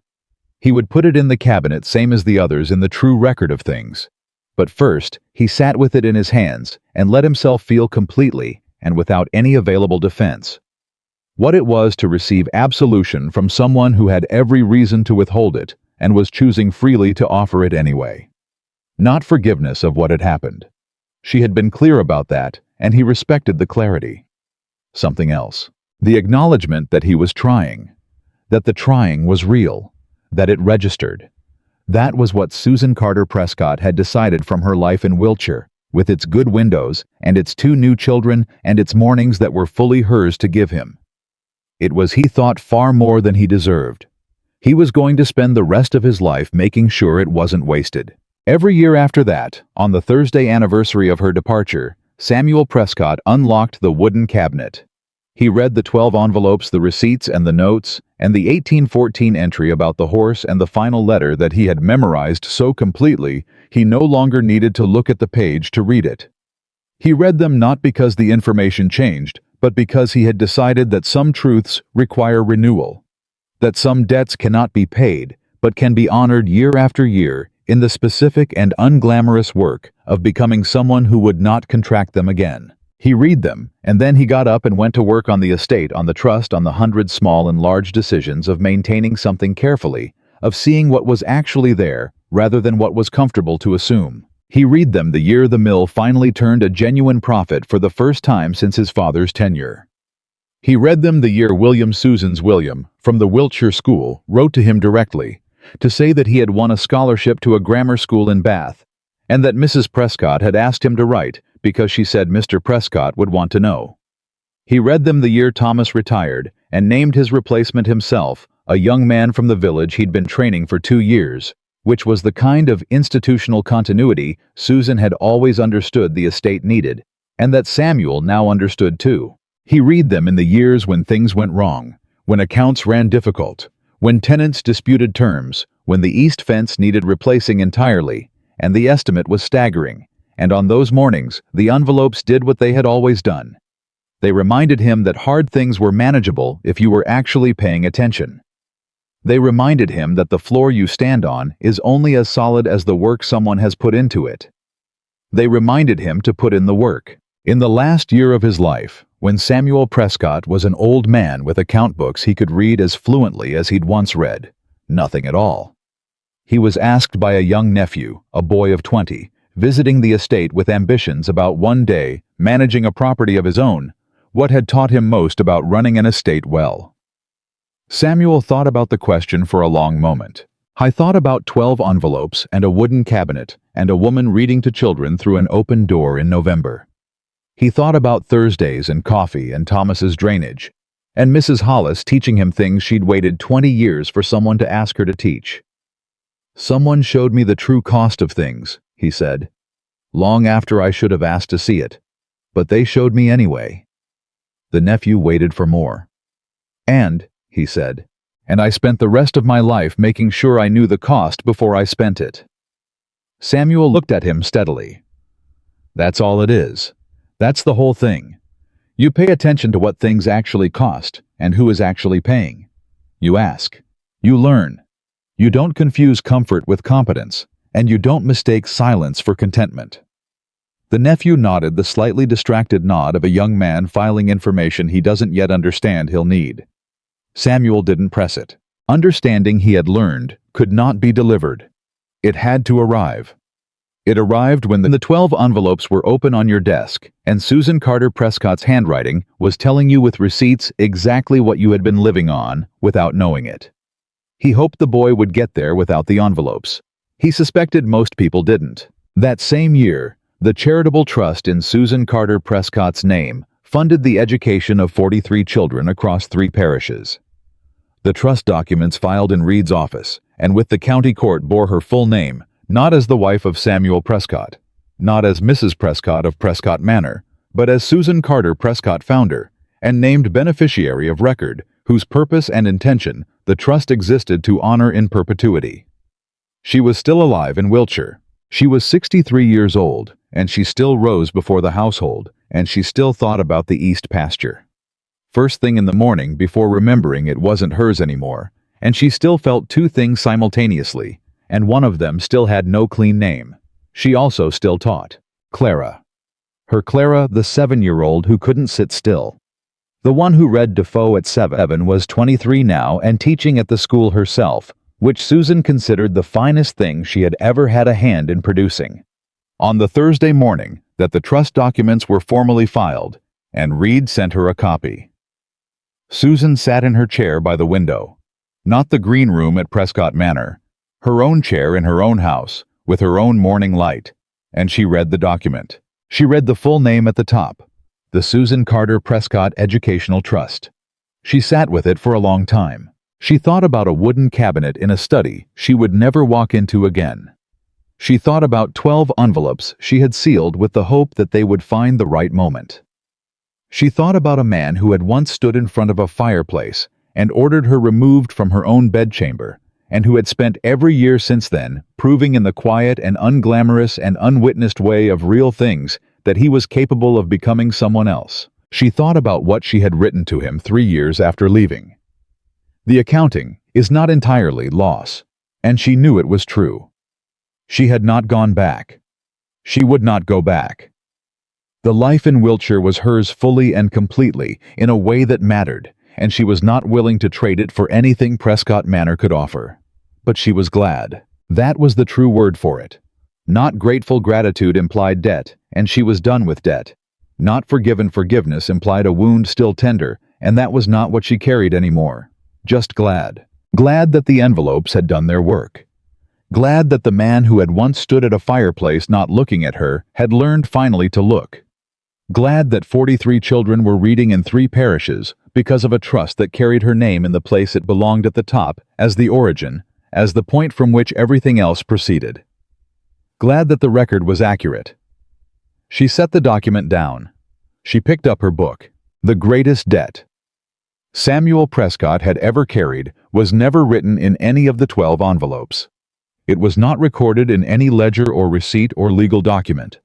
It lived only in the accumulated invisible weight of 12 years of being loved carefully and well by someone who had asked nothing in return except to be seen. He had paid that debt the only way it could be paid, not to her, but forward into the world in the form of children who could read, and tenants who were treated fairly, and a house that knew finally what it actually cost to stand. And Susan Carter Prescott in her chair by the window with her book in her hands and her full name on a trust document on the table beside her had built a life so completely her own that it required no maintenance from anyone else. That was not a small thing. That was everything.